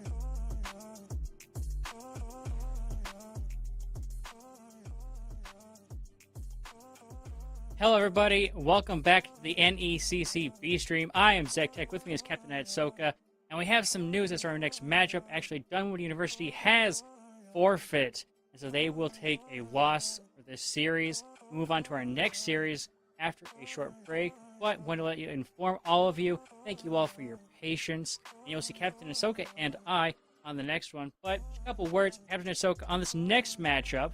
Any thoughts you're thinking as you are going to go into the series, maybe which team you might prefer, or, or you just be like, hey, we got a series that's going to happen after this break? Well, we're going to have a series that happens after this break, but honestly, I'm going to be rooting for the team that shows up first. That is instantly going to have my vote right away. If you show up to the match, and you find your way in there, and, you're ready to go, then guess what? You're good in the captain's book, okay? That's a great way to start any matchup, is by showing up. Punctuality is highly appreciated here at the NECC, and we love to see people showing up on time, showing up to compete. That is going to be fantastic with our next matchup. But again, Dunwood University has forfeit, so we'll go back to a break. We will see you in a little bit with myself and Captain Ahsoka, so don't go anywhere. We will be right back after another break.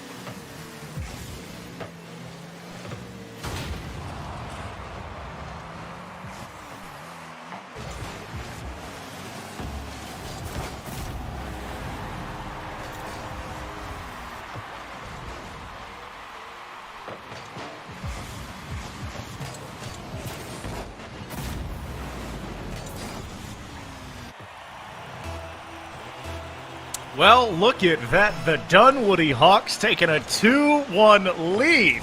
I, Foof, from the first two series, am the mystery caster for the evening. You thought it was someone else, but it was me, Dio, all along. But Dunwoody up 2-1 right now with 70 seconds left here in game number 1. And you know what? I gotta say, coming into this midway feels kind of fun, you know, just watching a goal happen and trying to wonder what Hastings can do to find an answer here with just, less than 60 seconds left.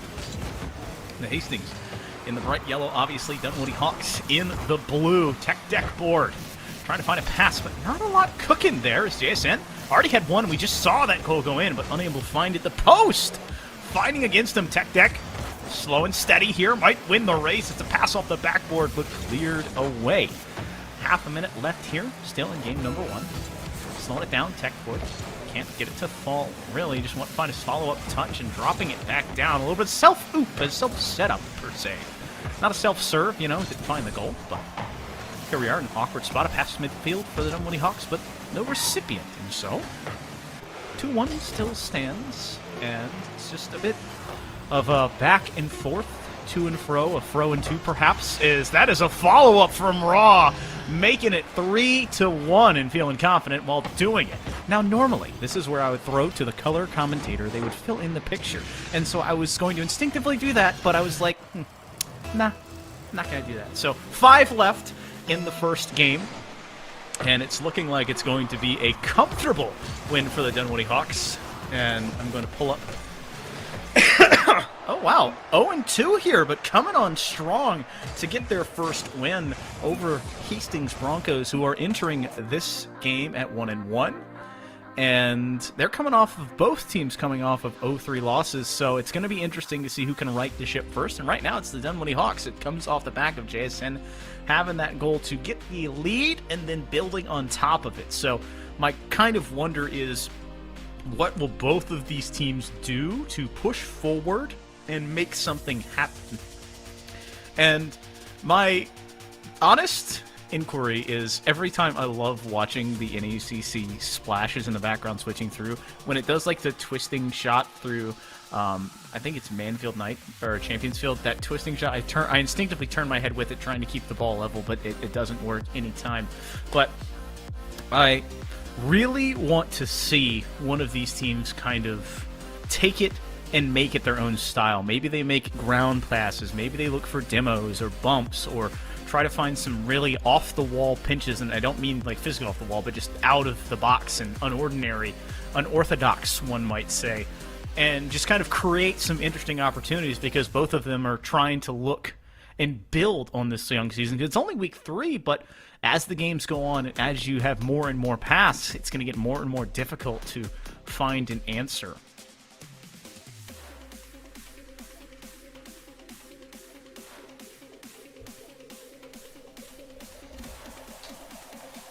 Take a swig there as we're getting the teams all prepared, getting them lined up, waiting to get the metaphorical and virtual thumbs up from both sides, because it is getting all 6 Rocket League players, and if you know a Rocket League player, sometimes it's like herding cats.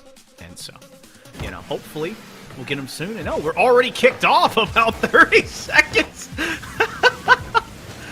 Oh my goodness.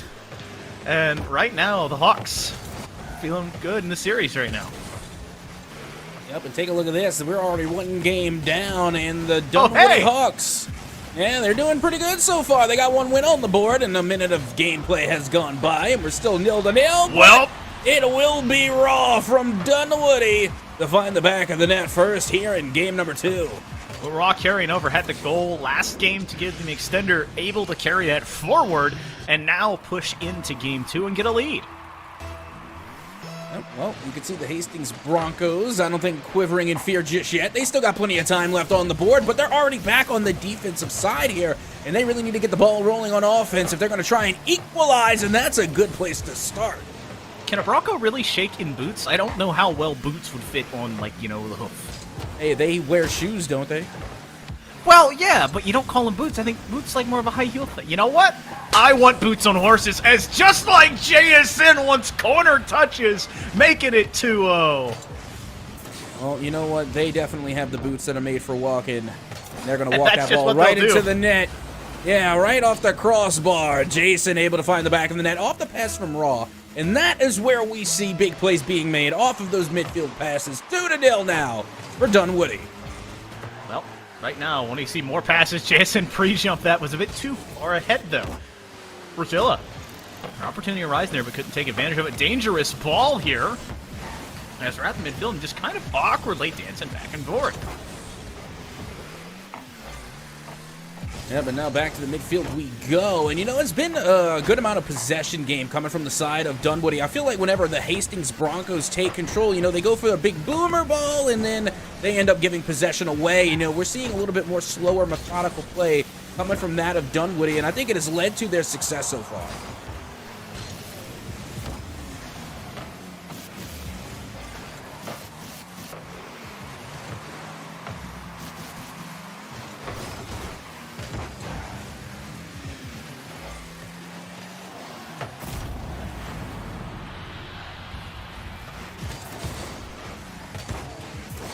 And a fantastic touch it was. And once again, that's Raw getting it on the mix. Raw getting a pass play out towards the mid, and then it gets finished Sharing up. the sugar. So right now, yeah, Raw right now is like playing point guard for Dunwoody Hawks. And Jason, of course, finding the back of the net yet again.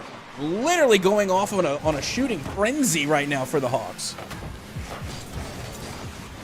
Well, just dancing back and forth now, going the wrong way, perhaps, as Knots has the touch.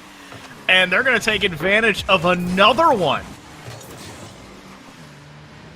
Yeah, and you know what? I'm trying to find, you know, where exactly the defense was on that one, because it seemed like it was a long enough clear to where there could have been have the map. A decent amount of time for the recovery. But unfortunately for the Broncos, they were just in the wrong place at the wrong time. It's just awkward here if you're feeling for the Broncos. I mean, never a good time to start a series down 1-0, but then go to the next game and find yourselves 4 goals deep before the midway point? Yeesh. You're gonna have to start building something soon. I don't care if it's made out of sticks and rocks. You just gotta find a fort to perhaps put some defense in or make an offensive stand. Well, let's see if they can get the job done, as already you can see Hastings trying to get some offense going, but Dunwoody already on the counterattack as they find themselves in the corner, and a nice give and go to Knots as they try and get a pass out to the mid, but it is blocked and cleared away by the Broncos. Interesting plays here, back and forth, a big clear. And so as we clear, no, as the Hastings Broncos clear the ball, I think we're going to clear the air here and just kind of take a deep breath and truly reset at this point, because it is a 4-0 affair, possibly 5-0, no, saved out right now. Just able to breathe and get back in the moment. Yeah, man, look at that. Getting back into the moment. It's going to be Raw who's able to find the back of the net yet again off of the pass from Knots, and then over to Jason. And it's the 3-way pass play to find the back of the net for Dunwoody yet again. Man, coming into this series, this is crazy. Dunwoody Hawks up 5-0, game 2, minute and a half left. This feels like walking back into your home and saying the dog has destroyed your couch. I mean, Dunwoody has taken absolute control of this game right now. Well, now you got to find an opportunity there as it's bouncing back and forth and trying to make something happen here. Now, I got to wonder here, what will they do? Dunwoody Hawks is 2 away from 7 and possibly giving one more to, you know, take a little trip down to South America. Oh, yeah. Well, you know we all love the Brazil, and it is definitely possible. But you know the Broncos, they got to score one on the board before we could go to Brazil. Unfortunately, they have yet to find the back of the net, and Jason will find the back of the net for Dunwoody for the 6th time. And that passing play, just spotting the man right in front of the net, goes slightly direct off the bar, and it's making sure it goes in. Beautiful passing play, and the defense just could not stop it from happening. Absolute control over that ball and that play. Well, not much more to be said on this one. 2-0, looking like it's going to be the series score here after it, but there it is. No! Raw denial. I mean, that ball was like 87, maybe 88% in, and it's just denied. Just a door slammed shut again.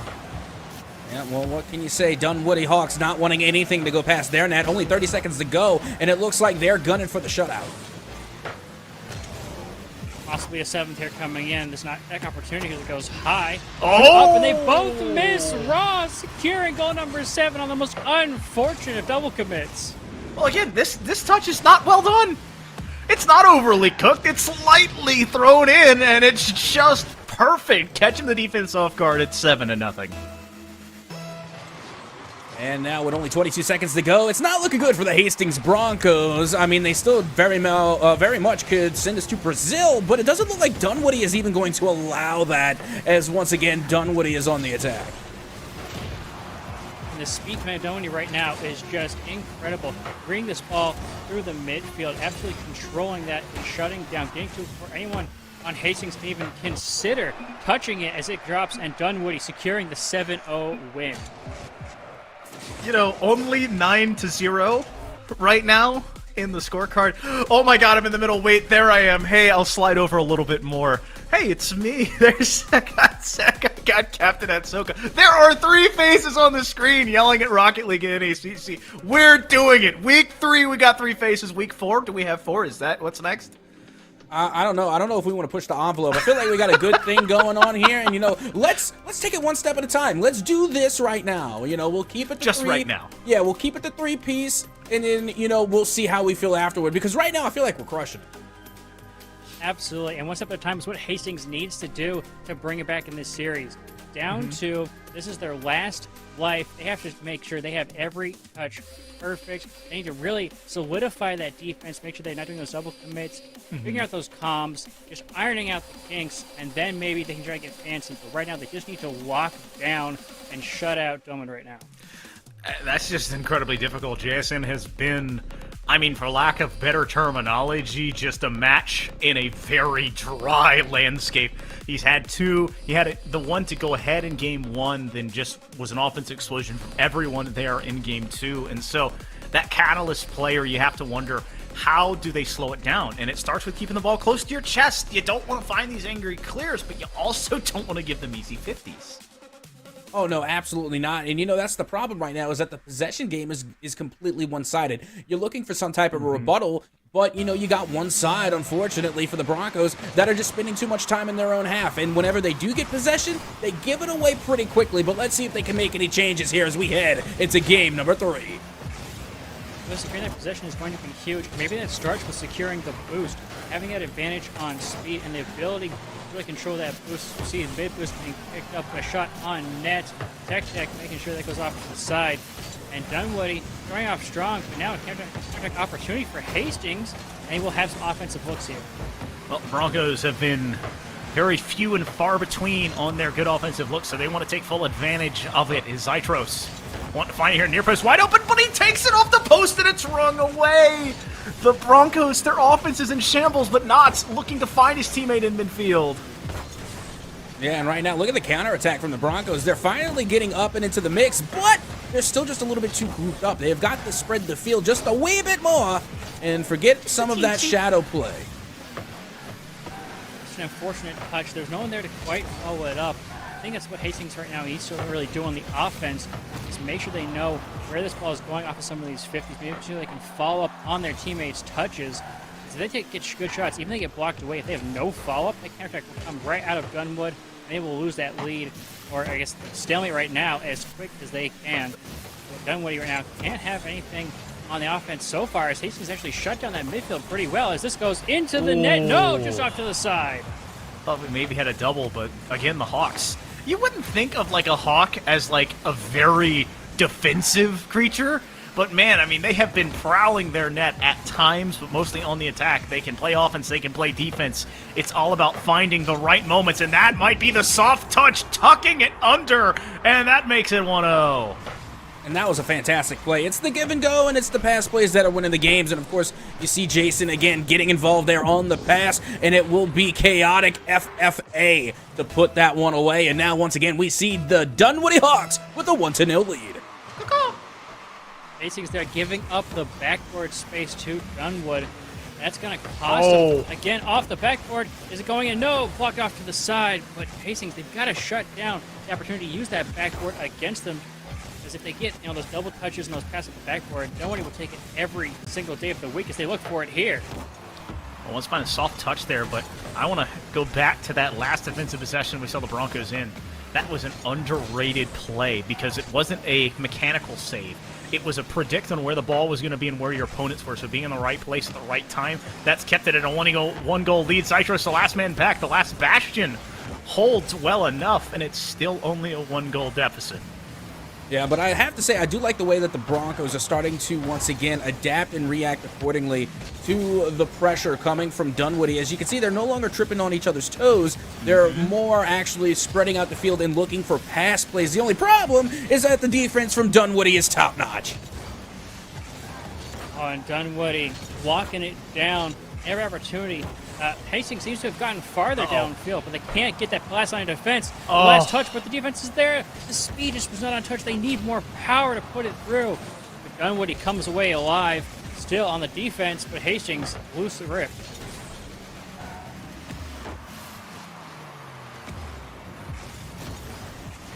Side, the Broncos again kicking themselves perhaps as another opportunity late to waste. JSN wanting to find the soft touch here. It's going to push it towards the net, but diving effort on the save by the boys in yellows. The Broncos still only down 1. A ton of time here. Just need to find one good opportunity. Oh, absolutely. And communication doesn't hurt either. Like we saw just now, it was a potential for a double commit, but you had one player cling to the back wall and the other one was able to take possession. And that is just good discipline in order to let your teammate take the reins if they have a good read. We saw there a player from Hastings missed the ball, dropping it to a teammate, and whether that was intentional or not, maybe those mind games are what it takes. But right now, the defense is what's got to happen as they step up here. But look, no boost for Zytros. Dunwoody has been able to control a lot of this boost, stealing it from the side, and they will use it as chaotic FFA slams home goal number 2 for Dunwoody.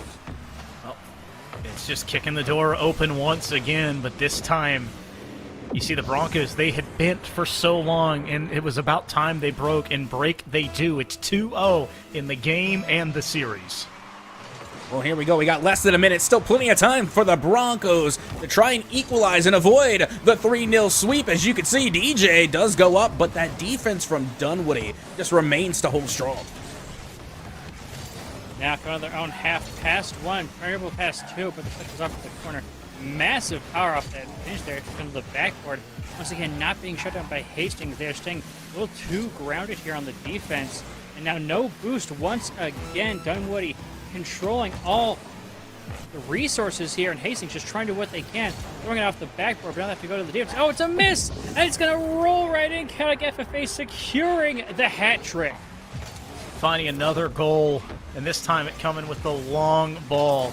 When you have to play offense, when you're down multiple goals, you're going to start to step forward, to start to creep up, but that just leaves more and more space, and unfortunately the counterattack rings true. It's 3-0. And you know what? Good on Jason, letting their teammate get the hat trick. Because had it been me or literally anyone else, they would have taken it. But meanwhile, Zytros is not done yet. They get the first goal on the board for the Broncos here in Game 3. Little 1-2 off the backboard there, bringing the defense back to it. 2 goals down, 17 seconds. We've seen comebacks with less time, but can Hastings do it? That's the big question. We haven't seen them be able to score in a speedy manner. So really, in these last 10 seconds here, they have to make something happen. Pass up to the side. No boost for the team. They aren't able to control this ball. Just trying to get it out of the way, and it will drop. Looking for a double touch is Knots. Can't get it in. But Dunwoody. Find it. Oh, still up. Gonna take it back and take the own goal. Hey, it goes in and we take those. Nothing wrong with that. That was a fantastic play. Look at this. A big, long, booming clear from DJ Aurorzilla.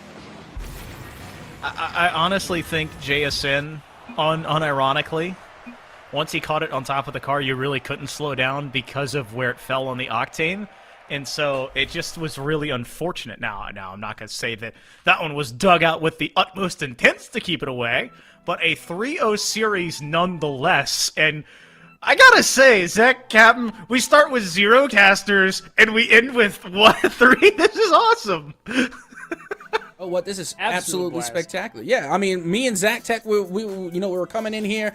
Booth was holding it down, for the 9-9 and 2000, and we got to end up seeing a 3-0 sweep going the way of the Hawks. BTF, Bird Gang, born to fly, and I hate to break it to you, but if you understood what I just said, you're officially old. I did not understand. So maybe it means I'm not old. But hey, being 23, I've been called old several times by people in my own college. So who knows? Right now, Dunwoody, they're looking young, and they're looking agile, they're looking speedy, and they're looking like the winners of this series. A fantastic job. Hastings struggled to keep up, and Dunwoody took every advantage they could. They will take the dub here. Well, Dubs out, Dubs to my left, Dubs to my right, and Dubs in front of me in Twitch chat. And I gotta say, I have to check to make sure. I believe, yes, there is another one after this. And so, we are going to be taking... Well, don't say that, producer voice in the sky. We're going to be taking a questionable break in a bit. And I don't know who's going to be sitting in any of these chairs when we come back. So I'm going to stay tuned. You best too. This is Foof. That is Sec Tech. That's Captain Atsoka. This is NECC Week 3. Love ya.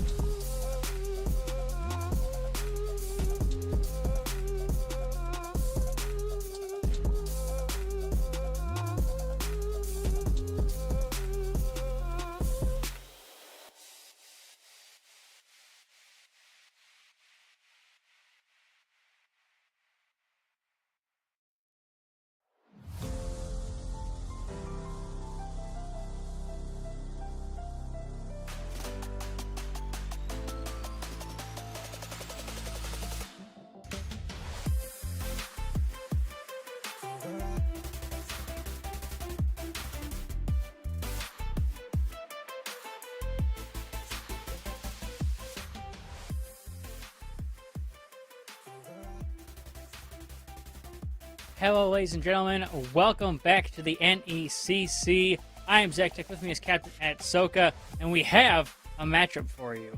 Yeah, that we do. Thank goodness. We have the UWW Black Squad along with Hastings Crimson. They're, from what I understand, their secondary squad going into this matchup, and I'm pretty sure these two teams have played before, but I could be mistaken. Regardless, we should be able to see a tremendous matchup, as these two teams, from what I understand, are pretty evenly matched.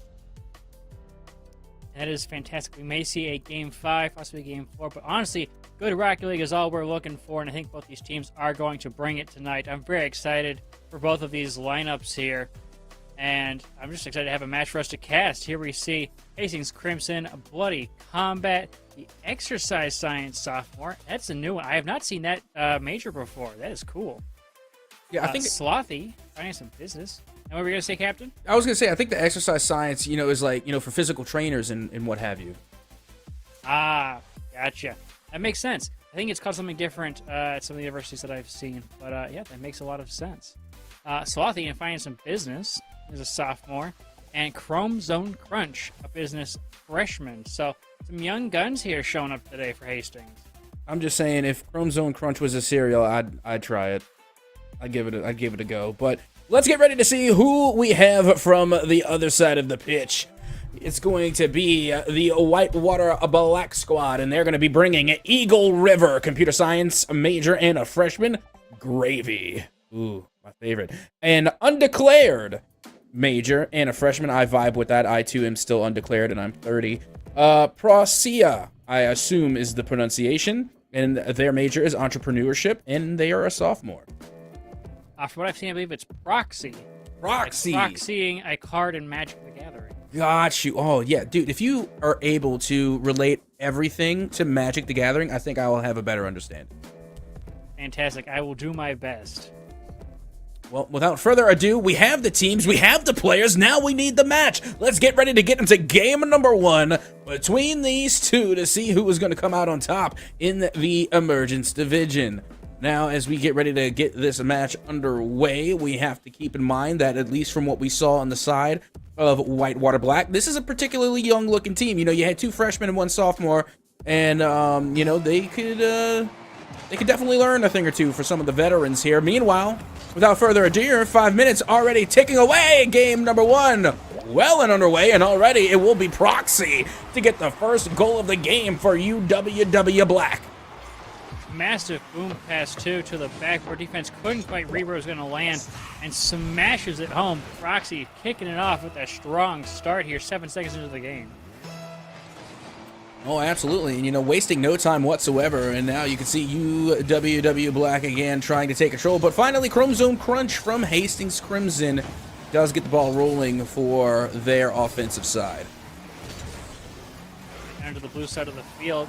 Up Chrome Zone to try to get this out here. Takes it across the net, past one, trying to dribble past another. It will get dunked past him. Defense there to help him out. Take off the side. Bloody Combat cannot get it past the defense, though. We'll go back to the blue half. 2 in support there. Chrome Zone will take it, and Slothy in support on the defensive half. Absolutely. And, this is, I've seen Slothy play before. I've seen this team play before. I'm very familiar.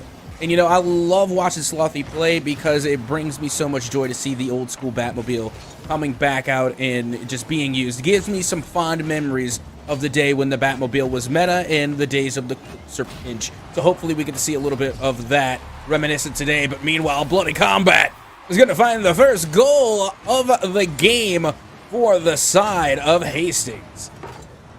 Slothy finding that demo to open up the defensive line, clear the pathway. Great communication there, great team effort, and it is a tied-up scoreline with 4 minutes left on the clock. 4 minutes left to go, and now meanwhile you got Gala, who's going to be going up towards the side, and now at the midfield line, an open net opportunity will be denied by Gravy. This opportunity there, but just awkward positioning by Hastings. Players just not quite ready to take that shot. Here they go again. Past one, but back to the other player. They've got some good support here. Good follow-up to the shot, top right corner. Slothy doing work. Oh yeah, that Batmobile hitbox definitely hits different. Coming off of the backboard, Slothy is able to line this shot up, find the upper 90 and the back of the net, getting the second goal here for Hastings in game 1. Kick And it off. Hastings taking the lead, but this I think might just become a shootout here. Both teams doing a great job to get it downfield, but WW trying to get it out of their own half. They're going defense quite a bit. They started off very quick and strong, but now getting shut down a bit by Hastings. And they're trying to break out. Big booming clear downfield, but it will be popped away by Hastings. Yep, that it will. And once again, you can see the patrol here at the midfield line looking pretty good for UWW, but Hastings, again, has been pretty good at maintaining the control and the pace of how the ball is taken from one side of the pitch to the other. Once again, Slothy able to show and demonstrate a good amount of control of the ball. Pass center's going to be denied.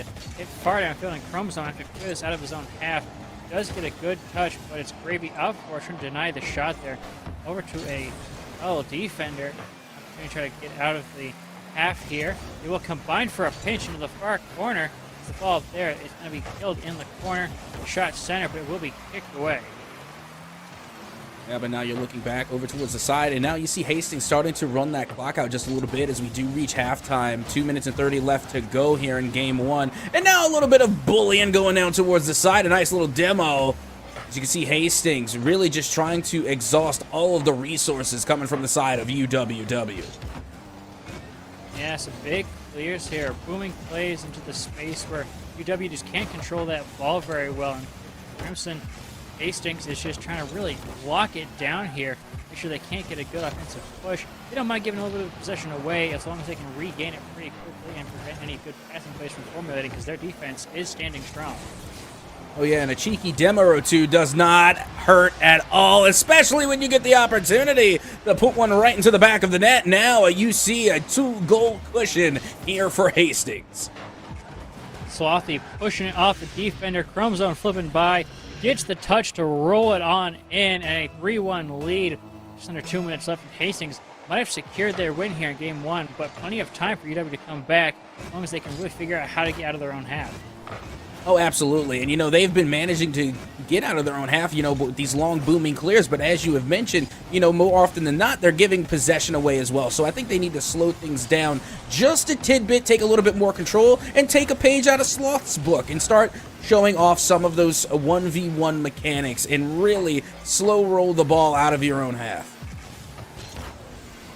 Now turning here, looking for some high pop pass play. He's going to follow it himself. Crunch, looking for the backward there, but to the far side. Slothy going to play it safe here. They don't want to risk too much. Basically, just want to try to maintain this lead, play some good defense, and secure this game. They're okay killing this last minute, not getting any more goals. They got a nice 2-goal cushion to sit on. Oh, absolutely. And now with the final minute ticking away, you can see Chromosome Crunch going up for another, but unfortunately not going to be able to find the back of the net. Now, here comes a River Eagle. If I'm not mistaken. Eagle River! It was one of the two. A 50-50 chance. I took a gamble. And now you can see this one going back towards the mid. The 50 is there again off of Slothy. And now here comes Chromosome Crunch. Trying to get the follow-up touch, but they can't get it to go. And UWW trying to gamble on a lot of these clears and passes. Doesn't seem like they have a whole lot of a plan when it comes to moving downfield. They're just trying to boom it to spaces where maybe they can control it, get it out of the hand of Hastings. Hastings are like, okay, you're going to throw it away. Cool. We'll recollect, we'll outspeed you, we'll take control of this boost, and we'll lock down this game. As 15 seconds is all it takes for them to control it. Time ticks down. 2-goal lead will secure them this game. So long as something huge happens with this amount of control, nothing will. Off to the backboard, and UWW, I have to say, GG's go next for game 2. Oh, absolutely, and it was a fantastic game, number one, because it wasn't too overbearing and it wasn't too underwhelming. Right there in the mid. Very whelmed performance coming from both sides, as it was only a 2-goal difference, and a lot could have happened within those short few remaining seconds. We've already seen a lot happen with a lot less. So, with that being said, just a friendly reminder to the folks at home that the player on the side of UWW Gala is actually Eagle River. We have confirmed that Eagle River on their lineup is a Gala. So, if you see a whole lot of Gala, just know it is actually Eagle River. Excellent to know. But UWW, they started off really strong here in game one, getting that first goal, the quick hop to the backboard, very speedy follow-up, and it just didn't happen from there. They couldn't quite connect with each other. They couldn't get these passing plays going or any good possession out of their own half. They were shut down in the midfield. And Hastings was more than happy to take control of the balls that were just sort of tossed into their lap through the midfield and on the defensive half. Yeah, well, they have plenty of time to correct their mistakes. This is a best of 5, and we're going to play the best of 5. So as we get ready to head into game number 2, we'll be able to see if the side of UWW will be able to make those corrections and adaptations in order to strike back against Hastings Crimson. But with 5 minutes on the clock, let's get game number 2 underway. Sidewalk, Crunch looking for something off the backboard. The double touch not quite coming through. It looks dangerous. Now it's Slothy banging it up to the backboard again. Hastings really likes to use that backboard, and UW's going to have to try to shut that down if they want to prevent a lot of these offensive pushes from Hastings. Now a good clear, no control though, and it may go the opposite direction very quickly. Yep, that it does, and now you can see UWW taking a bit of control here, going for the long ball. But Hastings are able to recover quite nicely, and once again, will give up possession only momentarily, as now they look for a shot on target, and it will be Chrome Zone Crunch to find the back of the net. Taking control, bouncing it up. The fake out from Slothy. They couldn't tell who was going to hit the ball. Chrome Crunch taking advantage of that and slotting it just under the crossbar. Beautiful job by Hastings. Oh, absolutely. And they were able to really, apply the pressure there at the midfield line. And once again, coming through with a lot of boost starves as well. Not just from the 100s on the sides, but also the touchpads as Chrome Zone, for the second time, will get a goal here for Hastings. Just the air dribble past the last man off the crossbar, pinching it in. Just unstoppable right now. They are definitely on a tear, but still plenty of time here. UWW Black can strike back in the same allotted time as Hastings. They managed to get 2 on the board in a matter of 45. Now the question is, will UWW take that one sitting down, or are they going to answer back strong against Hastings? See, but right now, it is just outplay and outplay from Hastings trying to breaking down this UW defense, and that just barely goes off the corner. The fall up here off the backboard, not quite there. And now UW a chance to break out, but no, shut down by Sloth.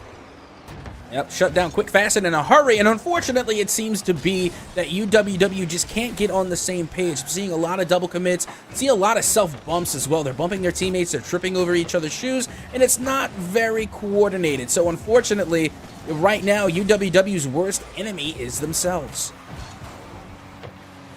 Fortunately, though, that is one of the easier things to fix in a series. If you can fix yourself and you know that you are the weak point, then knowing that the opponent who you can control, though, is not what's outplaying you, I think it's actually a huge bonus for them, because once they figure out how to play themselves, they can do it. But Bloody Combat's going to say, nah, man, I'm locking this down. I do not care if you improve yourself. We are the better players here.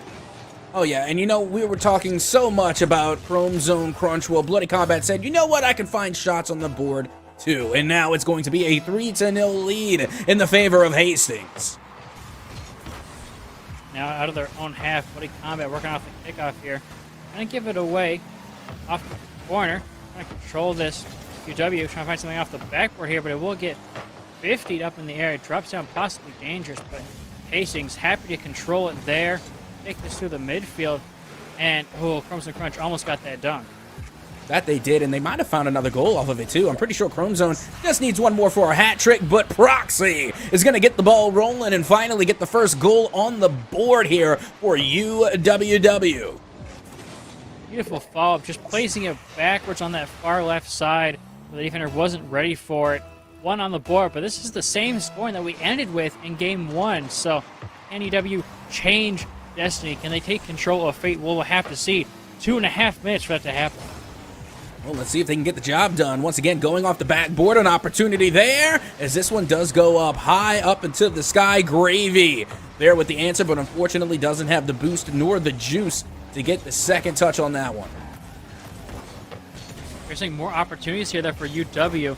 Putting off the backboard, some quick follow-ups, threatening shots, and very quick follow-up there from players driving across the defense. Got to it in time. Missed the bump, and now an opportunity here, though, for Crimson Crunch. Only 4 boosts in the tank, trying to work with it here. Able to bounce off the backboard and into the hands of a teammate. And now working with the Slothy here. Takes one off the play. Crimson Crunch off the wall, looking for a shot. Doesn't get the flip reset, but it is still dangerous here. Hastings, what a space to work with. It's quickly challenged. and it will not yet come out. There it goes, UW clearing it. And you know what? I love the demos. Everyone knows that the physical play is some of my favorite. But meanwhile, Chrome Zone Crunch is just going to take it in themselves. A nice little 1-2 give and go off the self pass from the side. And once again, it will be Hastings to find yet another goal. Oh, beautiful final touch there to just get enough of a little bounce off to the right to make sure it goes on in. Air dribble, just perfect control past those defenders. And Hastings, they want to put the nail in the coffin here, lock it down, take a clean sweep, and it is dangerous there. It's just rolling, and no one goes for it. Hastings, and they're going to be punished for it. Gravy putting it home. Well, you know what? I think I saw a little bit more demo-heavy play there. It looked as though Slothy had red in their eyes, and they were looking to get a demolition, but instead, they left the net wide open, and now the side of UWW is back within 2.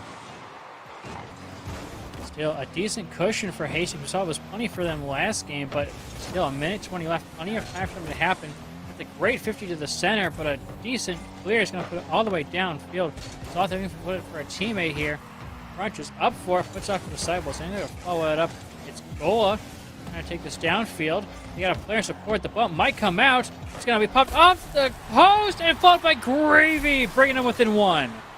Oh, yeah, this was great discipline here coming out from the side. Look at Proxy just getting their teammate the avenue there to put that one off the side post, and then the follow-up from Gravy to send that one home. And now, just like that, UWW Black is back in this game. Here we go, kickoff. 1 minute left, 60 seconds to prove that they have what it takes to bring themselves into this series. UW on the defensive here. Slothy wants to make sure they can lock down this game number 2. Really pushing hard here. As now Crunch going forward. And have a little follow by Bloody Combat off the corner. Haven't heard a whole lot from him other than that one goal. He gets popped high. Crunch there for the control. We've seen him really be a driving force here for the offense, but will get blocked off to the side. Yeah, and this overwhelming offense from Hastings just doesn't seem to slow down, even now with just under 30 seconds left to go and them only having this 1-goal lead. They are still going to stick to their guns. They're sticking to that heavy aggression, and now it seems as though UWW Black are really racing against the clock. And that is not going to help. Slothy puts home a 5th goal for Hastings. Little 1-2 give and go there. The fake it on the aerial. The last man getting beat to the ball. Just left wide open. Slothy will happily take that shot. Oh, absolutely, and that's what Slothy has been doing the entire time. They have been playing the midfield consistently. They seem to really favor that position, whether it's going to get up and try and block a shot, go for a demo or a bump, or if it's just to take a shot for themselves. They have really showed that they are really fantastic when it comes to that midfield coverage, and because of that, we are going to see yet another Hastings Crimson win. Now on double or triple match points, they need one more. That's it, and UWW, they've got to figure it out here. They got to really bring it together. We saw they were able to bring some goals here, figure out how to break apart the defense, but just as they broke it apart, Hastings rebuilt it and brought it back. So they got to keep that going. They got to really figure out how to maintain that offensive pressure. Yeah, that they do. And, you know, it was very close there towards the end. And I think Hastings could use that as a little bit of a motivator to really step up their game going into game number 3. But with that being said, that should speak also volumes to UWW. They know they can score against this team. They know they can take them the full distance. As a matter of fact, they nearly were able to equalize in the end in game 2 and almost brought us to an overtime. So if anything, we should see an all-out blitz of a game coming from both teams as we get ready to head into game number 3. Game 3, do or die time for UWW, and Hastings looking to prove it, put the final nail in the coffin, lock it down, and close it out quick and easy. 5 minutes, though, plenty of time for either of these teams to really change up their play style, figure out how to tear the other apart. And it is kickoff time, game number 3. Here we go. Yep, here we go. As you can see, it will be the side of Hastings Crimson to get on the board first, nearly wasting no time. 9 seconds off the clock, and Hastings already managed to find one thanks to Chrome Zone Crunch and Bloody Combat. It's a beautiful little top over the 2 defenders, both white off the backboard, no one there to follow it up. And that is not boding well for UWW. They have to now fight from behind only a couple seconds into this game. And now try to build out of their own half to get that clear downfield. We haven't seen a lot of reset changes, not a lot of gameplay change. So the UW, they just want to try to really secure and really fill out and perfect their playstyle rather than try to change things up here in game number 3. Well, you know what? I completely understand. Hastings Crimson is coming from a place where they're up 2-0 in the series, but now here in game 3, they're tied at 1-1. So maybe they should try and change some things up, but the fact that they are up 2-0 in the series, clearly they've been winning games, so maybe they don't feel like they need to have any changes just yet. Some great speed there out of goal, securing a equalizer for UW back pretty quickly here. So UW not out of it. They want to bring it here, but a demo will make sure that there's no follow-up. And Slothy is looking hungry for some demos, trying to clear out the defensive line. A great 50 in the air for Chromosome will win that ball. Take a center for a teammate, possibly. There's a follow-up. There's a shot. No, did not come in. Is there a follow-up here? Slothy going to get beat as Graber takes it far downfield, looking for the bounce off the backboard. Can he put it center? Not quite. It's off, and the clear for Crunch comes out. And, you know, I'm really liking the counterattacks coming from UWW, but they need a little bit more substance. They need a little bit more sauce. They're able to take control of the ball and put it back into Hastings territory, but we're not seeing any pass plays develop beyond that point. It's a lot of isolated solo shots and solo plays, and yeah, they managed to find the back of the net once so far, but if they were able to incorporate the pass plays a little more, I think they could find the back of the net more often. A shot. Placing the defense, goal saving in the goal line save. That was so close to being in. Half that ball was over the line, but able to knock it away and keep it all tied up. Big booming clear downfield is who's there to follow it up. Goal trying to get back on defense. Went off the post, a miss, no shot coming out. A quick turn by Slothy. It's demoed. Goal trying to throw it downfield. Crunch has got to clear this out with Bloody Combat. No shot coming out quite yet for UW. No, but meanwhile, UWW definitely not giving up on the ball as they are forced to retreat back into their own half. A touch and a questionable back pass at best. That looked very sketchy. As you can see, Hastings are trying to once again crowd that midfield line. And it seems that their grasp on that midfield is slipping. They have loosened their control on that midfield aerial space as well as the ground play, and now they're trying to boom these balls, find these massive clears as these bumps are coming out here. Two players locked together, but now looking for something here. Oh, Crunch gets a flip reset, but could not put it home. Yeah, you got to watch out for the flippery doodah flip reset. You never know when that second flip is going to come through.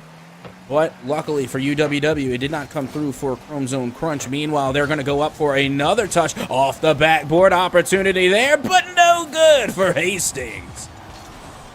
So they tries to tap it high over the defender, but they do get there. Teammates just couldn't quite help out there. Now Hastings, they've got some good looks, but they just couldn't finish on any of them so far. Up in the center is Bloody Combat, who couldn't find the second touch. Off the wall, who's there to follow it up? Nobody. Gets pinched out to the sidewall. Up to Proxy to clear it out, and they do. Off the sidewall goes Captain Crunch, putting it downfield. Bloody Combat tries to follow it up. Back to Captain Crunch. Off the wall, it's high, it's off, it's cleared. No shot. Nope, no shot just yet, but that bump was looking to clear something up, but luckily UWW were able to recover quite nicely. Now, back out to the side, and the shot not necessarily on target, but at least they got possession back into the half of UWW. Now, you can see Gola, Eagle River trying to take control now, but they do get bumped away and out of the side, and now Proxy with a huge opportunity. Massive clear downfield here. Goal gonna slam it away towards the far net. It's gonna drop in. No, off the post. Demo on Slothy. They want to make it happen here in the last minute. UW, they're keeping it to a tie game, but they want to win it. They want to take a skull. Oh my goodness, words, a game to their name. That's what I was trying to say. They got to make it happen here in these last 40 seconds. Yep, that they do, but now it seems like they have their heads screwed on right as they are bringing a lot of aggression. They're starting to pass more out of the corner, and they're taking more shots like that from the midfield line. Gravy is able to take the lead for UWW with just over 30 seconds left to go. Yeah, the failed clear, something going up for midfield boost, and both players in the defense going wide, one for getting bumped around, the other going for boost. No one there on the back line, and now Hastings, if they want to secure this sweep, they've got to make it happen here in these last 30 seconds. Well, here you go. Take a look at this. UWW Black wants this win. They want to take this one to game 4, as now they have themselves a 2-goal lead over Hastings. Oh, just leaving it too wide open. A little too offensively minded. Trying to be too aggressive there at Hastings. Just so pushed forward and spread wide. They didn't have the defense. Now they want to make it happen here. They got to lock it down. They want to score 2 in these last 20 seconds. To make that happen, they have to connect here. They have to play some good Rocket League, and right now it's just coming apart a little too much. Yep, just a wee bit. Now, with only 10 seconds left to go, the bat flick nearly was able to find the back of the net, but it goes down and by the wayside. And that could have been what they needed to maybe buy themselves some more time, but no, it will be UWW Black to get on the board for the first time here in this series. Oh, and there was a follow-up shot there. They could have put them at 2-3. Hastings almost able to bring it in and score in the last couple seconds, but shut down by UWW.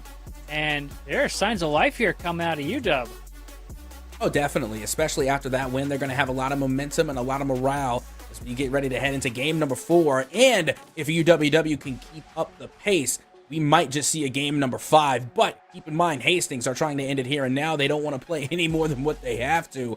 And you know what? They have been sticking to their guns. They have been performing offensively. Now we need to see them play a little more defensively instead of giving away what could be considered savable shots. Time and time again, we've seen them push up just a little bit too far, and then they get punished for it. So now, maybe this is the time to change the way that you play. Start making adaptations and start making more reactions.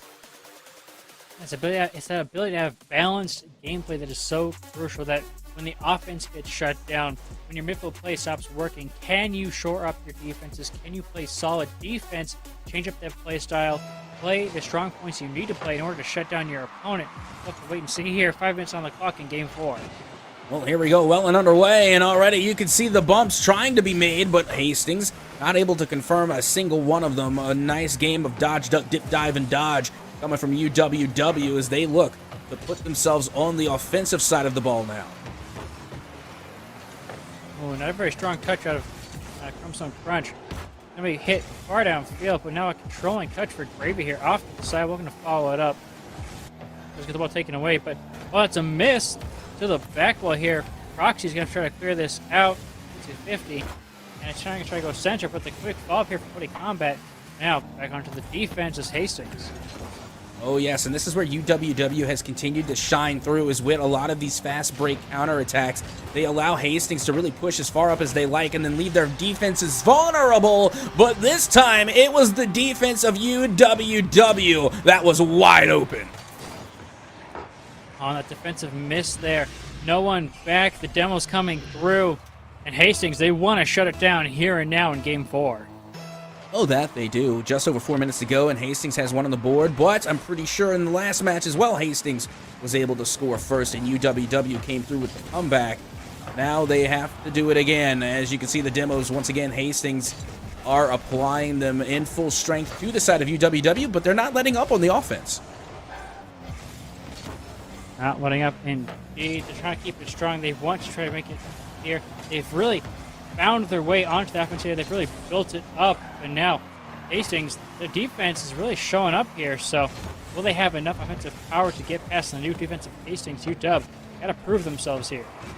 That they do. All the while, you can see that touch going to be cleared away. That time, Hastings didn't have anyone to pass to, which is pretty unorthodox for them. They usually like to pass to the mid, and they usually have at least one other player there waiting. Meanwhile, Slothy doing what they do best, patrolling that midfield, although the ball does get past them. The follow-up touch is not on point, and possession will go back to Hastings. Oh, a little ground pinch, Chrome Zone Crunch. The aerial control has been deadly throughout this series. And once again, showing up here past one, pinching it into that past the defender. My goodness. Oh yeah, Chrome Zone Crunch has definitely been the striker for the side of Hastings, finding the back of the net time and time and time again, and now they are able to do it again for Hastings as we have approached 3 minutes, and Hastings now sitting with that comfortable 2-goal cushion. We'll pop downfield, trying to find someone in center. The connection there to Bloody Combat just goes high. Slothy trying to follow it up there off to the corner I find a 50 as it pops out again. Chromosome Crunch. A flick up high. No one there to follow it up, though. But the pressure and just making UWW jump for it is enough to waste this time off the clock and force UW to really use up all that boost they have. And now, once again, Hastings just sticking with the strategy that a good offense is a good defense by keeping UWW confined in their own half for as long as possible and only rotating back in extreme circumstances. Another flick is going to create an opportunity here, and Hastings just loves applying that pressure offensively to UWW. Now a slow down play here on the defense. Looks like very little boost for UW. Off the backwards, they're going to follow it up. Bloody Combat looking for a touch to center. That's a demo coming in. Slothy clearing 2 out. The shot comes in. Chromosome Crunch putting it home. Beautiful job. Absolutely, and that's what happens when your demos are on point and they are within rotation. That's when you put a little bit more method to your madness and you're not just getting random demos out there in the midfield. You're getting them where it hurts, right there in the danger, in the crosshairs of your opponent's net, and it leads to wide open goals like that. Hastings Crimson now with a 3-0 lead and nearly being able to cut that one just shy. UWW Black trying their best to find themselves on the board here. Minute 45 left. We've seen games turn around here in these last 2 minutes. UW really coming to life last game in the last half of the game. But now Hastings up 3-0. They've got a strong hold on this game, and they won another one.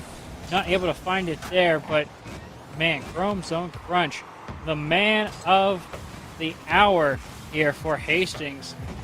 This Bloody Combat, though, looking for something off the backboard. Can't find it. Will steal boost instead and go back to rotation. Oh, absolutely. And now time continuing to tick away here for UWW. I mean, it definitely is doable, but with just a minute left to go, getting 3 goals over this Hastings Crimson's defense looks more and more unlikely. As now with just 60 seconds left to go, UWW Black struggling to try and find a shot on target.